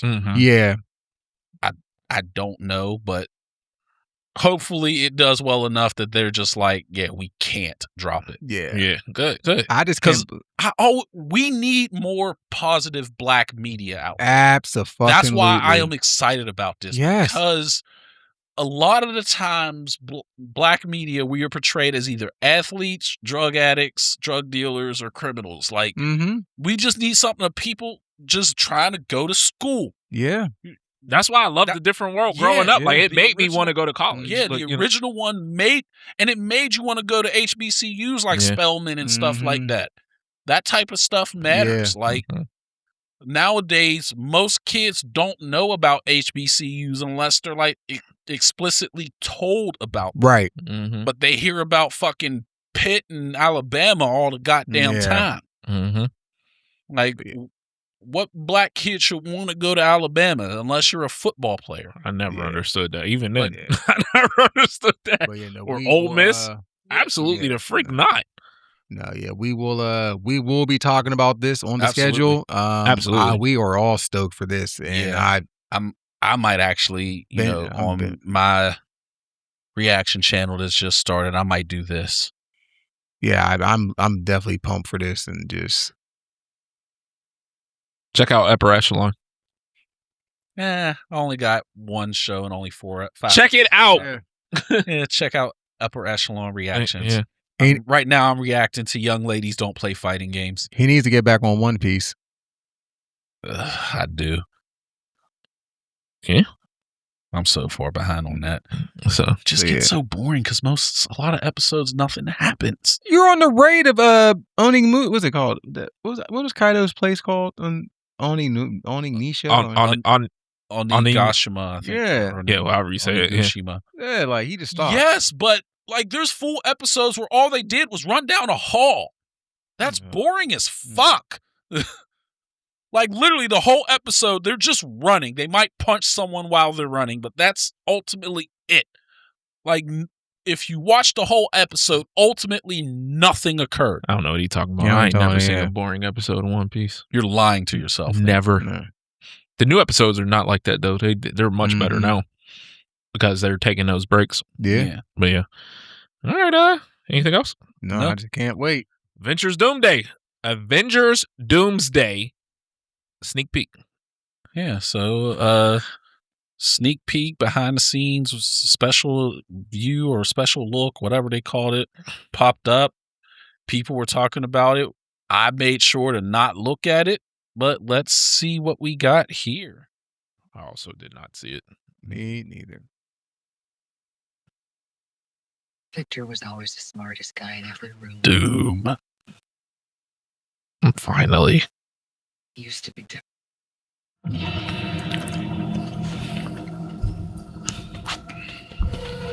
He used to be kind. He used to be caring.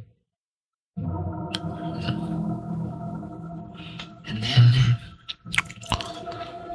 everything he loved was taken from him. I knew he was lost, but I did not realize that he was broken.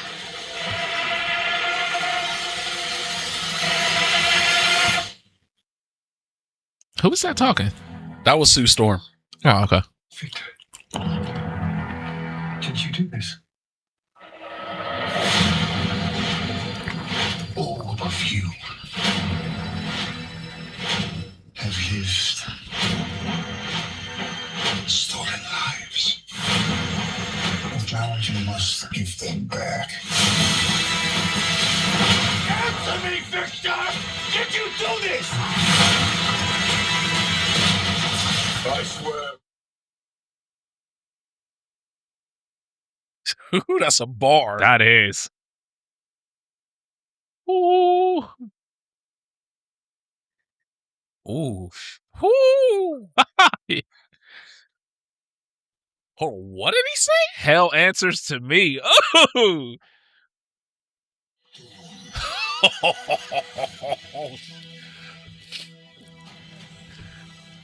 We thought Thor had a bar. Doom had a bar.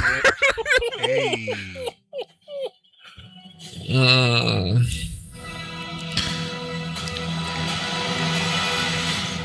Enters the clock.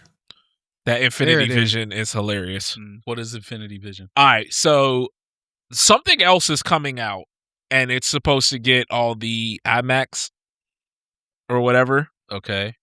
I seen somebody break this down, and I can't remember what movie it is, but they had already got all the IMAX screens. So Disney was like, all right, cool. We'll just come up with our own thing to basically make up for not having the IMAX. Okay. And so they came up with the Infinity Vision. So it's just IMAX. Basically. Okay. Yeah. Oh, man. I don't remember what movie it is. But my goodness, Doom looks crazy. Does Robert Downey Jr. have green eyes? In the movie, or in real life? I don't think so. Never looked into his eyes. Because they was real zoomed in on his mask, and I'm looking, and I'm like the first image they showed of his eye right here Like, I saw that and I'm like, I don't know if that's Robert Downey Jr. I don't know. But then this image later where they showed him again. Dune Part 3 secured IMAX before Doomsday was able to. So that's the movie. Dune Part 3. Okay. This right here, this looks like Robert Downey Jr. Like, but I like the look of the mask. Oh yeah. Bar for bar was crazy. Oh, for sure. What Thor said, I'm like, that's a bar. But Doom had bars for him. Which I love, because if you read any comic with Doom, he always spitting. Oh, he got bars. He be spitting. He even has bars in Tokon. That's why I love Doom, man. That is why I love grateful Doom. for Doom. Like, I think like when he does his ultimate in Tokon, he says something like, oh God, you call me arrogant, but you thinking you can defeat me was arrogance or something like that. Yeah. Like, Doom got bars in Marvel Tokon. But this looks good. The countdown is pissing me off. Stop doing it. Stop doing it. Just show the date and leave it at that. Don't show me this countdown, because it's annoying me. Ooh, Gandalf, man. Old Magneto. He looked like straight Gandalf now. Old Nito, man. Like, he don't need makeup to look old like Gandalf. He just looks like Gandalf. I'm thinking he lost his kid. If they're doing Robert Downey Jr. again, I think this is going to be a situation where, like, remember in Endgame, when they went to Tony, he was like, I can't lose what I got here. Yeah. Right. I'm thinking the opposite happened. Since they're still using Robert Downey Jr. And he lost his child. So they basically came out and told us to rewatch all the old movies. Yeah. So I'm wondering if maybe he is a Tony variant. You can't have a Tony variant or Robert Downey Jr. and him not be a Tony variant. While I don't want that, I want Victor Von Doom to stand on his own. Well, I mean, makeup and everything, and he always has the mask on. Yeah, and it's going to be a Tony variant. Yeah. It's going to be a variant kind of like how Kang had multiple variants and they weren't all Kang. Right. He had, what was it? What was his name in Loki? Wisely or Strangely or whatever his name was. Yeah. And then there was the Pharaoh name. Like, they were all variants of Kang, but the name wasn't Kang. Right. So his name's likely still going to be Victor Von Doom, but it's going to be Tony Stark. And we all know they're going to show his face at some point, and Thor or Cap's going to be like, Tony? And it's like, no Tony, only Doom. Or something along, or he'll have, a bar for you. But this movie looks fucking incredible. It does. And Doom looks great. Doom looks great. The green fire around him, phenomenal. This looks, I'm just hoping we eventually get the God Doom and the all white. That'd be dope. But yeah, I'm just trying to see what they see here. Like, this is definitely Robert Downey Jr. Yeah. You can tell by his eyes that's him right there. The green might have been because of something else. Yeah, Johnny and Franklin. Yeah. Do you think? Because I think when Doom made Battleworld, he used Johnny to power it or something like that. So could he? This is Johnny saying goodbye, because he was ready to sacrifice himself in the Fantastic Four. Yeah. So that I could definitely see that coming back again. They're all dying. Oh, the X-Men? All of them. Yeah. Well, every single we already got new X-Men. Yeah. Every single one is dying. Oh, that's what we forgot to do. Yeah, we could talk about it after this. But yeah, every single one of them is dying. Oh, even the ones like Gambit. Hey, if I get to watch Cyclops die, I'm happy. He's dying too. But they're all dying. Yeah. But the way they're showing children so much is Mhm. why I'm thinking he lost his kid. Mm-hmm. Mhm. Because he's like, you have what I lost, so I'm Right. pissed. Because they're showing Thor's kid, Mm. Steve's kid, Mhm. this Fantastic Four's kid. Isn't Did Thor T'Challa? Thor had a kid? Not really. He That took girl. Oh yeah, when he took her in. he took in the Gore God the Killer, butcher, the God God butcher. Yeah, Butcher's kid. So Yeah. his kid, Yeah. adopted kid, but still his kid. I forgot he did that. Yeah. I'm assuming T'Challa 2 is going to be involved. I do love that they gave us the real Cyclops fit. I wanted to see that. Like it and they made it look decent. Yeah. The Fantastic Four already knowing Doom is intriguing. So Mhm. this is apparently Doom from their world. Mm-hmm. They did hint at Latveria in the Fantastic Four movie when they were holding that World Summit. There was just an empty seat for Latveria. I did read or watch something where they were saying at that time Doom probably wasn't in power. It was the previous ruler of Latveria that Doom overtakes. Mm-hmm. So that's probably the reason why he wasn't there, is because Doom was probably taking over. But that was an empty seat for Latveria. But they know him apparently, because they talking to him. Yeah. I just got to see this scene again because this is just fucking crazy. Mm-hmm. Oh, that's a bar.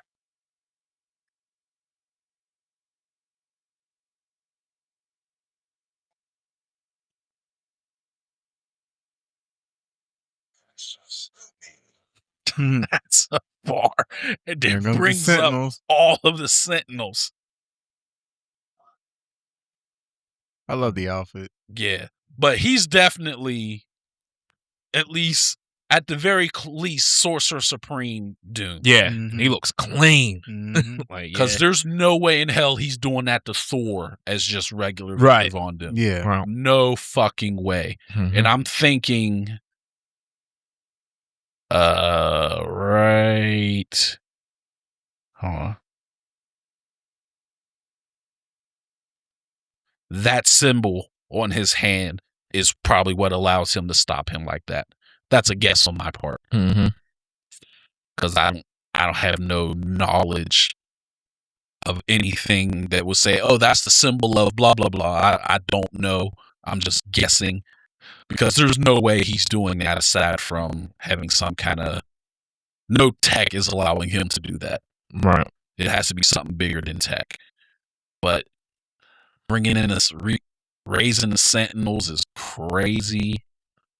And they look good, too. Mhm. They do. Like, I didn't like the Sentinels in the Days of Future Past movie. Mm-mm. I didn't like those Sentinels. But these ones look good. And I like it. Yeah. Yeah, this looks like it's about to be fire. Yeah, this Yeah, one's it is. fire. And I think we're going to get another Infinity War where the bad guy wins. Good. So, I like that because, don't always lean into the expectation where the good guy wins in the end. right. Sometimes the bad guy wins. Absolutely. Mhm. But yeah, I'm excited for this movie. Yeah, me so too. fucking excited. Me too. Oh, you got? Yeah. Yeah. All right, let's get to this X-Men cast. Yeah, so new X-Men cast was announced. Well, most of it. We already knew Sadie Sink is Jean Grey from Spider-Man Brand New Day. Absolutely. Mhm. Cool. They're going with young. Absolutely. So we're gonna get a young. This is gonna be like X-Men issue 1 or whatever. Yeah. When they first get brought together. Mhm. If my memory is correct, I think they said the team of the Fantastic Four is going to be... The initial team is going to be Storm, Cyclops, Rogue, Beast, and Iceman? Bobby I Drake. could be wrong. Getting Bobby Drake. I could be wrong. But let's look at the cast here. Sadie Sink is Jean Grey. Cool. We saw her. Mm-hmm. Kit Connor is Scott Summers. I have no idea who he is. I don't even care. He was in Heartstopper. I'd never seen Heartstopper, so I don't know the next Netflix series. I never watched that. So, well, we know who Wolverine is. He's going to be Wolverine till he's 90. We got Samara Weaving as Emma Frost. I don't know who she is either. It's definitely not the Marvel Ready or Rivals Not Emma Frost. 2. I didn't watch Ready or Not or Ready or Not 2. So, Over Your Dead Body, but they're winning. She's in award-winning movies, so no. Yeah. So they didn't go with the Marvel Rivals version of Emma Frost, that's for sure. What do you mean? How thick she is. Thick and the blonde hair. I was about to say, blonde hair, blue eyes look like Emma Frost to me. I mean the thickness. Oh, okay. I don't play Marvel Rivals, so no. Okay. Christopher Abbott is Professor X. I don't know who he is either. Like, these are all people I am not familiar with. And you know what? I've seen a lot I'm of okay with that, honestly. I've seen a lot of people complaining like we don't know any of these characters. Good. Mm-hmm. Did you know who, Hugh Jackman was? And did you know who a lot of the characters were before they, got into Marvel really? Like, I had no idea who Tom Holland was. Yeah. I was about to say. I love him as Spider-Man. Yeah. I was about to say, there's a lot of the characters. We did not know who a lot of these people were. When they first casted Thor, I remember people like, who? Yeah, I never heard of Chris Hemsworth. Yeah, didn't hear of Chris Hemsworth. Although he was in Star Trek in 2009. Was it 2009? I knew who Captain America was because of Not Another Teen movie and Fantastic Four. Mm-hmm. Well, so I tried not to think about that movie. I didn't hate the first Fantastic Four movie. I hated it. Rise of the Silver Surfer was fucking trash. Yes, it was. But the first one wasn't terrible. But yeah, East of Eden seems to be a lot of Netflix stars. Yeah. Okay. I don't know who he is. Maya Boyd, she's a Broadway star. Yeah. And I know everybody wanted Jamie. A lot of people did. Yeah. I'm okay with this. We got fooled. We saw that article that said it was Jamie. We're like, yeah, nice. And then it was like, nope, not her. But I'm okay with this. She looks good. You know what I mean? Yeah. She's brown, not light skinned. I'll take it. Like, I'm like, we need a storm. Like, I'm fine with it. And we all know they could have made a wicked decision. And I'm glad they didn't, because I'd have been like, I'm out on this movie. What do you mean? The people know what I mean. They could have made a wicked decision. You know what I mean, Tom? Yeah. You know what I'm talking about? The actress? The Wicked? I mean, like... Yeah. Yeah, like Ariana Grande Wicked? No, the other one. Ariana Grande was in it, but she played the... Cynthia Erivo is who I'm talking about. Yeah, that's the Professor X looking one. That's what I was talking about. Okay. Yeah, who she kept like saying she wanted to play it. Yeah, that's what I thought you were talking about. Okay. Yeah. What's wrong with her? Everything. Everything is wrong with her. Is she a bad actress, or what? Is she just a bad person? No, but she's a terrible person. Okay. Yeah. Okay. Yeah. Like, I don't know. I had no interest in watching Wicked, so no, she's not a bad actress. She just did, and she's just. I'll leave my comments to myself. I'll tell you after. Okay. Indy Navarrete as Rogue. I see people complaining about that. I'm not sure why. Does she have the all I know is she better call somebody sugar. Better. That's all I'm saying. Just that's better call somebody sugar. That's a must. Now, people are probably going to say she got to have the white hair. You got to know the white hair comes later. She doesn't start with that. But yeah, this is probably the biggest star, shall we say, of the people. Because that movie Obsession, like, I'm not into horror movies anymore, but that movie has taken off. And people love that fucking movie, and she starred in that movie. So she's probably the biggest name as far as I know. Right. But well, I'm not mad at maybe any the of second. these. Now, Who would be the first? The dude that played Kylo Ren, right? Adam Driver. Yeah. Oh, yeah. There you go. Yeah. Yeah. Yes. Yeah. Now, this makes me very happy Right. because several episodes back, we were predicting who the first villain was going to be. And I said, it's going to be Magneto, but I want it to be Mr. Sinister. Yeah. And it's fucking Mr. Sinister. I like that. Thank you. Yeah. And Adam Driver being Mr. Sinister, that works for me. Yeah. I did not like him as Kylo Ren.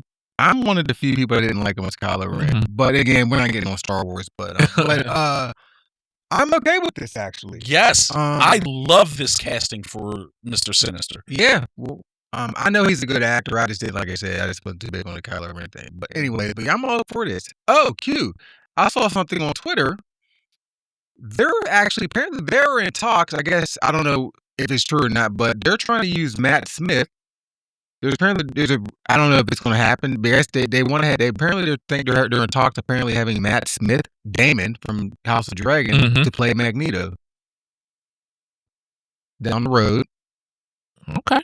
And I'd have to see it. Have Rhaenyra play Moira McTaggart. Okay. I'm like, I don't think that's a bad idea, but I'm really intrigued with the Matt Smith playing Magneto. Yeah, I'm about to say, I can see it. Yeah, I can see it. I'm not against it. I'm not at all. But as of now, let Adam Driver have his moment as Mr. Sinister. Yeah, I'm absolutely. okay with that. Yes. Absolutely. Yes. I am okay with that. Because we always say Mr. Sinister never got his time to shine in any movie. Mm-hmm. He never did. We're not getting this movie for 2 years? Yeah, I think it's not for 2 years. Yeah. But I am okay with this. But it gives us a young X-Men cast, so Correct. we get a bunch of movies out of them because they're all younger. Yes. I'm okay with this. I'm okay with this too. Does it say when this? And I like how they're introducing some of them slowly, like they did with Sadie Sink. I thought that, I like that. You know what I mean? I wouldn't be mad if some of these people showed up in Secret Wars, Doomsday. Well, they said she's probably coming back. I think she's coming back in Secret Wars. Jean, who's Sadie? Yes. Okay. So they're not making Emma Frost. Well, I guess she did start off as one, didn't she? No, I thought she was always. I always knew her starting from the Hellfire. Yeah, but wasn't Club. she actually in the? No, she was. Yeah, I thought she was actually later. She in the became one. Or was it later? Later, it was later. No, it's like once. I thought Scott took over. Yeah, I thought it was early. She was one, and then she went off on her to But I'm glad Iceman's gonna be one of the beginning ones finally, because I know he was one of the original X-Men members. Oh, she went from a supervillain to an X-Men. I thought she went the other way. So I'm glad to see Iceman gonna get. Hopefully they can do him right, because the last Iceman was terrible. Bobby Drake. Iceman was okay. They just didn't do nothing with him. Him or Pyro, that was terrible. For him to be an Omega threat, Omega level. Terrible. Well, Iceman wasn't Omega level from the jump. No, not from the jump, but he becomes it. Yeah. But I mean, man, froze time. I don't even know how you do that. I don't know how you do that either.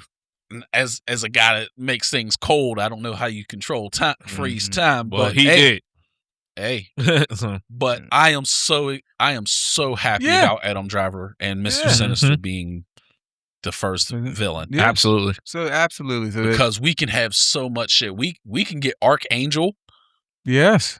We can get a brand new, because he's the one who really fucked, like amped up Gambit. Where he took something out of his brain, and like Gambit's powers went like really strong or something, or the other way around. He was really strong and then he took it out. I can't remember. But yeah, Mr. Sinister is a great fucking villain. Absolutely, movie. Yep. Because it gives us something different. And X-Men has always been about genetics. And to have a villain that likes to fuck with that shit, there you go. It makes it fucking great. Yep. So this was a good choice. This was a great choice, good pick. Yeah. Yeah. So. All we got. Yeah. They did a right choice with this. No recommendations? No. I'm sorry. Oh, Golden Axe. Yes. I feel Golden Axe. like I'm back in the 80s, 5 years old again. So Golden Axe is coming out with an animated series. So let's pull this up. And let's see what this is all about. I was excited when this literally just popped up like a day or two ago. I saw it. I was like, what? It's like, we got to react to this. Absolutely. I love Golden Axe.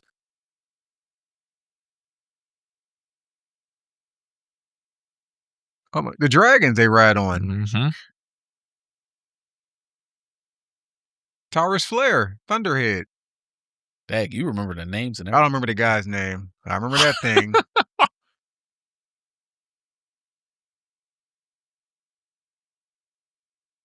Hey, that's dope.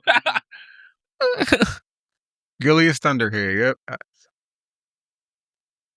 Defeat Death Adder with an actual plan. We're going to do what we do best. Face a series of progressively harder enemies until we have a big final battle with Death Adder.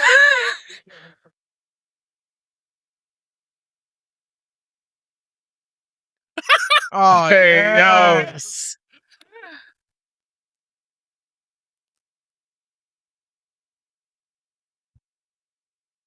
Oh, wow. Heroes fight all sorts of stuff. Oh, yeah! That's what you're. But not another main boss. You better be a hollow one. Dude, it's just what us kitty cats do. I'm so excited. I'm gonna throw up. Because we're us. Sorry, we don't have a. We're joking.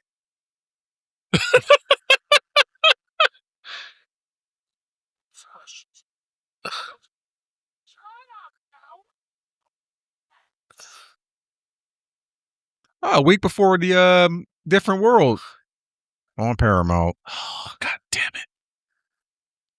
God. Oh, that was fucking great. That looks great. Love the nostalgia. Yeah. Oh. Yeah.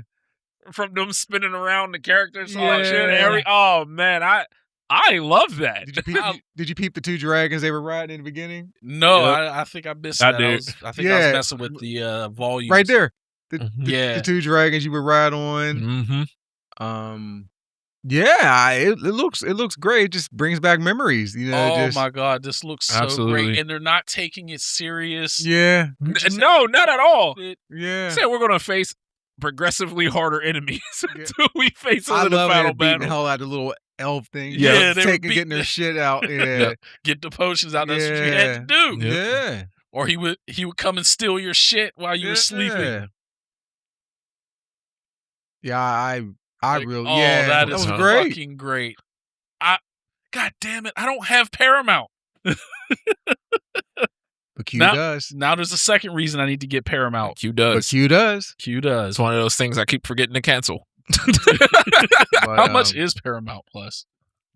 I don't know. I think I pay like $12 a month or something like that. But yeah, but That looks so fucking Yeah, good. That looks great. it looked great. It was just it's just unfortunate. Like if you're not a older millennial or a Gen X, you're not going to get the Easter eggs in the video. You know what I mean? But Tim, if we don't have these games, we might have to go buy them before this comes out because the prices of them might go up. yeah. Well, I got the collections on like my PS3 for like that Sega Genesis Mega Collection, so I have them on there, so I'm good.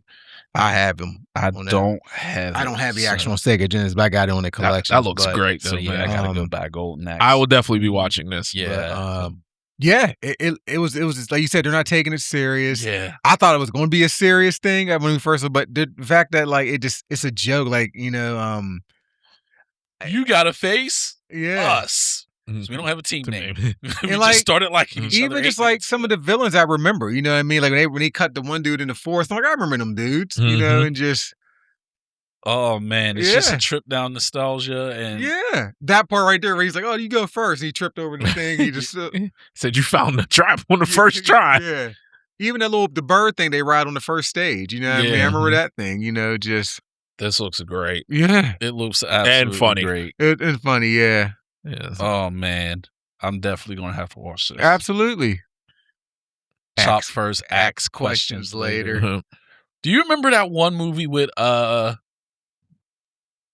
damn it, first voice of Kratos? TC Carson. TC Carson, where he was a news reporter and he kept saying ax instead of ask. Mm-mm. Oh, I can't remember what that movie was called. It was from the like early to mid 90s. Mm-mm. But I just remembered it, and they pulled out an axe. Like this is, he was like, ask. Nah. But oh yeah, this looks great. Yeah, it does. Oh man, I gotta watch this. Absolutely. Yeah. So that was so much fun. Yep. That's all I got on it though. But yeah, that was a good laugh too. That was great. No recommendations? Yeah. I'll go first. I have a YouTuber. Name is Blurred Legend. Okay. 365. Okay. Has some great content. Definitely worth checking out. Obviously Black creator. Good platform. Talks about, all the nerd stuff that you want to talk about just like us. That's him right there. So Blurred Matic? Yeah. But you see his tag name is Blurred Legend 365. Okay. Yeah. Okay. Yeah, that name is here. So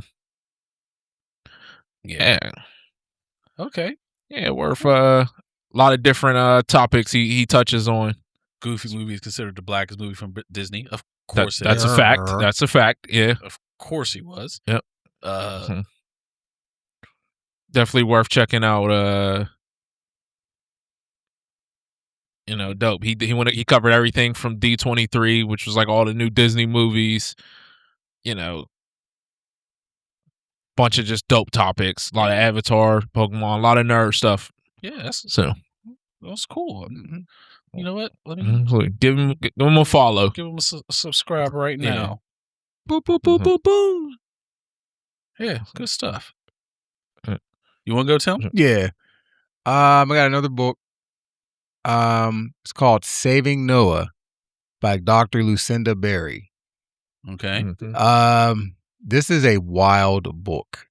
I don't want to get all into depth with it though, but it's about a 15-year-old boy. It's about an honor roll student. You can see right there. He was a swim coach. He did some bad things and to some young children, and he got arrested. And he comes home. His mother is trying to help him. His father wants nothing to do with him. And there's a lot of stuff going on. And there's a dark secret in the past from a past generation. It's like the mother can't accept what the son has done. The son accepts what he's done. The father can't accept what the son's done. It's a lot. It's a thriller. It makes you sad. It makes you mad. It's a family fallout. It's a mess. Okay. Tim like dark shit. Yeah, I'm gonna check this out. The ending is you find out why the father wants nothing to do with the son at the end. It's a mess. And like as a parent, I'm not a parent, but like just you feel for the mother, but like it's fucked up. It's a fucked up ending. But I was just like, what the fuck at the end of the book. But yeah, it was wild. Yeah. Yeah. I'll have to check it out. Mm-hmm. Yeah. What you got, Malik? I have a TikToker. His name is Villain Support.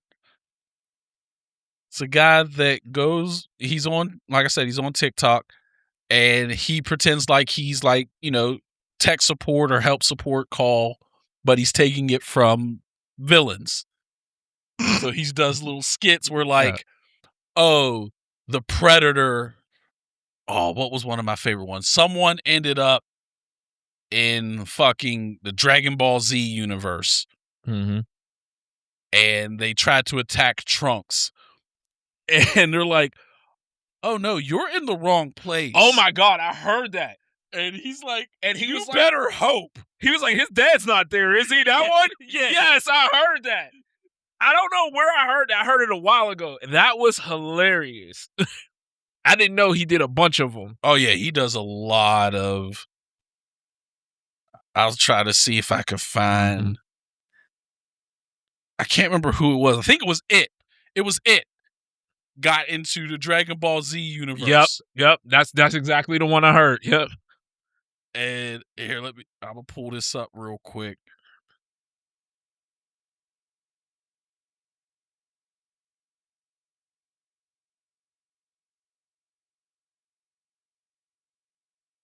Anyways, it's John. I got your voicemail. Something about a problem with a swimsuit.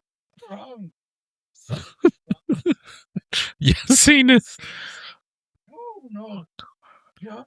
Wrong. Why are you talking like that? Are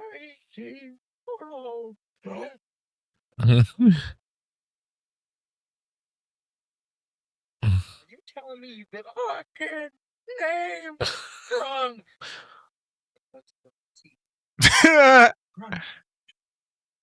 Turns out I was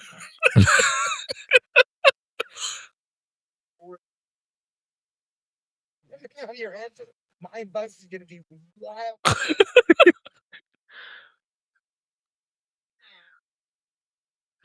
Oh my.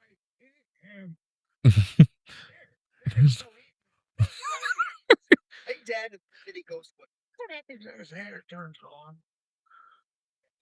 If that happens, God forbid his dad shows gonna quit. Just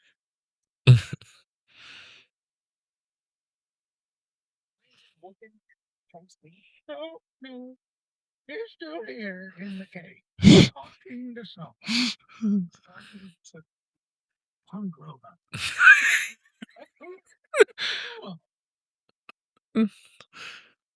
Cheetah and one of them a short guy with spiky hair.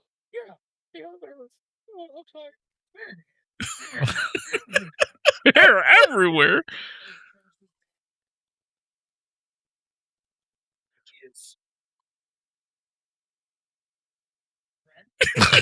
My goodness. Like a weak friend. because he's a good trading partner. The shorter one's coming this way. Still alive. Oh my god.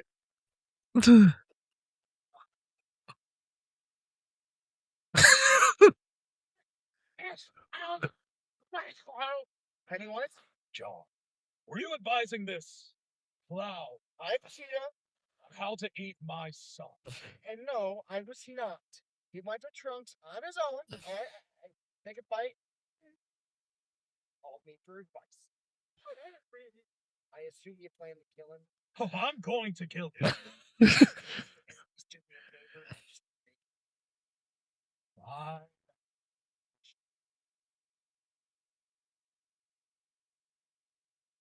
A close-up final flash is crazy. Oh my. Oh, I got to check out the other ones. Yeah, his stuff is funny. He does a lot of stuff about different predators, finding like Cell. Like, there's just a bunch. I'm gonna have to check them They out. are fucking hilarious. What was his name again? Villain Support. Villain Support.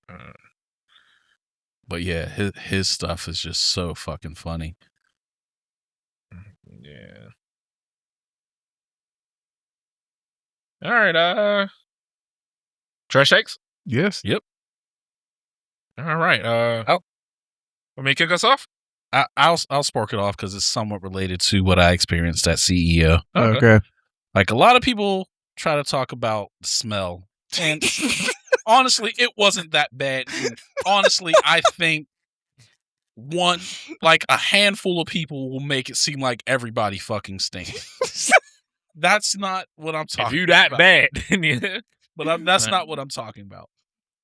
Big guys. We got to do better, man. There's no reason our belly should be hanging out.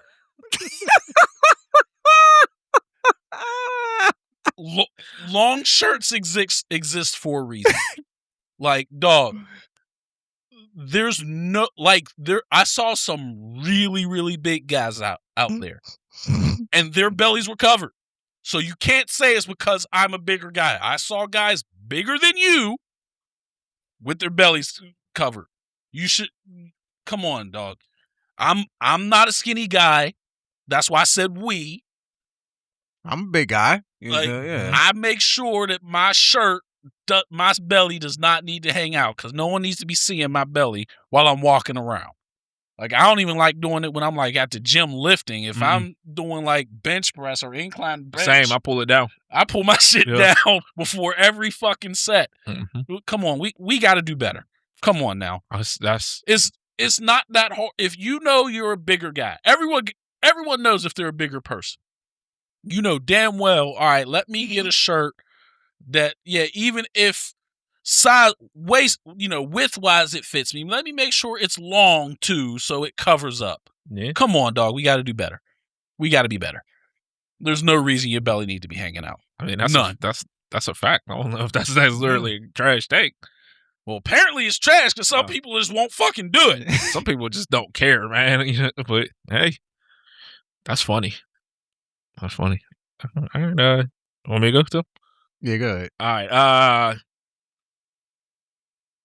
We have a consumer problem in America to the point that some of y'all, especially on the internet, y'all gotta shut the hell up. It's okay that there's people that don't want to pay $60, $70 for a game. So what? And then if you're one of those people on the internet to be like, oh, you mad because you're broke? Shut up. You're probably struggling too. You know what I mean? Like, it's never the people who got real money who's talking crap on people. You know what I mean? Yeah. It's always some loser in his mom's basement or something talking about, oh, you don't have $100. Like, bro, it's okay if people don't want to spend money frivolously. The economy sucks right now. Yeah. It is absolutely awful. You got that right. Everybody is struggling. Mm-hmm. And if you're one of those people, you're just a loser. Don't be a loser mad because somebody doesn't want to spend $50, $60, $100. You know what I mean? Yeah, I agree. So that's something. Don't be a loser. That's all I'm saying. That's my turn now. Yeah. Yep. Well, we're going to continue arguing from 2 days ago. You remember we was arguing about 2 days ago? Me? Yep. No. Okay. Donzo was misunderstood. So you know what? No. No, yeah, he was. No. Stop it. No. Stop it. No. Donzo No. a misunderstood No. person. Yeah, he was. And I got valid points. No, you I don't. got valid points. No. Okay. What are your valid points? First of all, he was brought up by the wrong person. He lost his father and his grandfather to war. He was brought up by the worst Hokage ever, which was the second Hokage who experimented making forbidden techniques that everyone praises for some reason. Right? Isn't that the racist one? Yes. Yeah. So Donzo became praises him? racist. Nobody. All the first and second Hokage were the best Hokages ever, but this No. was Strongest. Strongest, not the best. Okay. Like, I never heard. No one likes Toby. Talk about- No one likes Toby Rama. He was terrible. Everyone praises the first. Yeah, the first. They praised People the second just one, say- too. they They praised praised the People second just say Toby Rama was strong. He was horrible. But no one says he was a good person. He was a He was racist. a piece. He was a racist. He was terrible. And Donzo is a racist. I beg to differ. He was. I beg to differ. He's a racist. Understood. All he wanted to do was make Konoha a better place. Great again. Go ahead and say it. No. Go ahead and say No. it. Great again. No. He was a terrible person. No. He wanted to make it. His methods were ruthless. I showed you the picture where he had the Yeah, red I hat saw on that. because that's what he would have did. Wanted to make He's a Konoha- terrible person. His methods. He wanted to make Konoha great again. He wanted to make it great again. Just go ahead and say it. His methods were a little rough, but it was for the Leaf. That's all. It was for himself. No, it wasn't. 100% for himself. All he wanted to do 100% was be for himself. Hokage, No. and He didn't deserve it. why he Kibo wanted to be Hokage too. That don't mean he deserved it. So did Donzo. He didn't suck. Did. Those win techniques he had was great. What are you talking about? Yeah, And then first of all, he stole Uchiha's ass. No, he stole was it Shishui? He's Uchiha. He's Uchiha. Okay. Hey, he did a great thing by sacrificing himself because if Obito would have got that eye, Lord knows what would have happened. Am I right? Donzo is Am I horrible. right? Am I right? If he would have got that eye, if Obito would have got that eye, Lord knows what would have happened. I don't see much different than what. That eye was real powerful. He got jumped in that Sasuke fight. And he deserved to get jumped by more people. No. I don't give a shit that he He got got jumped? jumped. He got jumped. I don't give a fuck. Hey, oh, you don't give, oh, okay. Oh, Donzo is the Ted Cruz of Konoha. Oh my goodness. Donzo was misunderstood. No, he's not. He was. No, he's not. He was. No. Why is it okay for Naruto and Rock Lee to do forbidden techniques, but if Orochimaru and Donzo does All Naruto did was the shadow clone and Rock open up the 8 gates. those are forbidden techniques. Why is that okay? Oh wait, and the Wind Shuriken wasn't that was a forbidden technique. That is not even the same How is it not? as stealing someone's eyes and putting them in your arm. Hey, look, sometimes we gotta be great to do No, things. no, Hey. no, the absolutely second, not. But the second Hokage is the one that created it. He's terrible too. Hey, No one said he's hey, terrible too. But Donzo learned from that. How's that Donzo's fault? Donzo, Donzo. You can learn to be better. Hey, So, Hey. so Hey. you mean so that means people who was raised racist by racists, it's fine that they're racist? yeah. Donzo wasn't racist. Donzo was. Yes, he was. Donzo was misunderstood. He was What the fuck? racist. He was misunderstood. He was racist.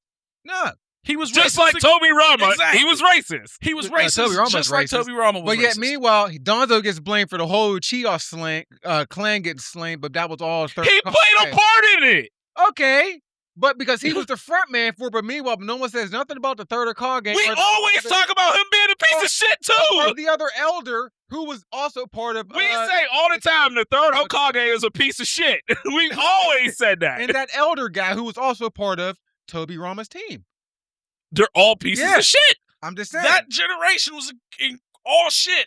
Except for Donzo, because Donzo was misunderstood. No, you're he's a just piece trying of to shit. rage I'm not trying to rage bait This is the anything. equivalent of looking at our government right now and being like, well, this guy's a piece of shit. This guy's part of it too, but he's not. They're like, no, you're all pieces of shit. Donzo was misunderstood.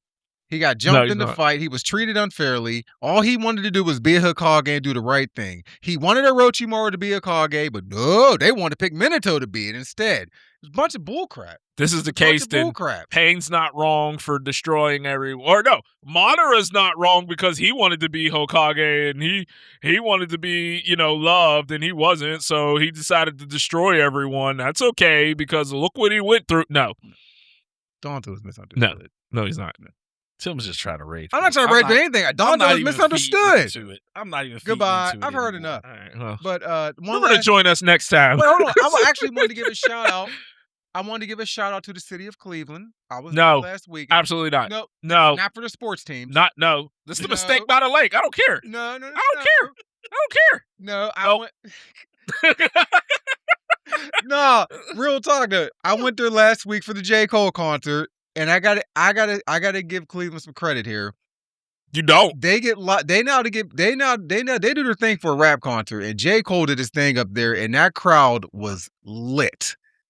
I gotta give Cleveland some credit there. Does that have anything to do with Cleveland or just everything to do with the J. crowd. Cole? Nobody there was from Oh, Cleveland. They were all from out of town. The crowd. That was all Sandusky. Crowd. Oh, good. No, the crowd was fire. I gotta give them. The crowd just put on a great show. Too. Yeah, I'm not saying the but crowd I gotta didn't. the I'm just saying. energy the crowd was giving was fire, and I gotta give credit where it was due. But Cole was the main reason we all went. But Yeah. but the Mistake by the lake. But it's a mistake by the lake. You know what I mean? I mean, you figure you're gonna have better people Yeah. at a J. Cole concert than like a NBA YoungBoy concert. Of course, but that concert was fucking fire. But No shade to the YoungBoy. but yeah, but obviously It was. You were shading them. No, I'm shading his but, fans. but obviously,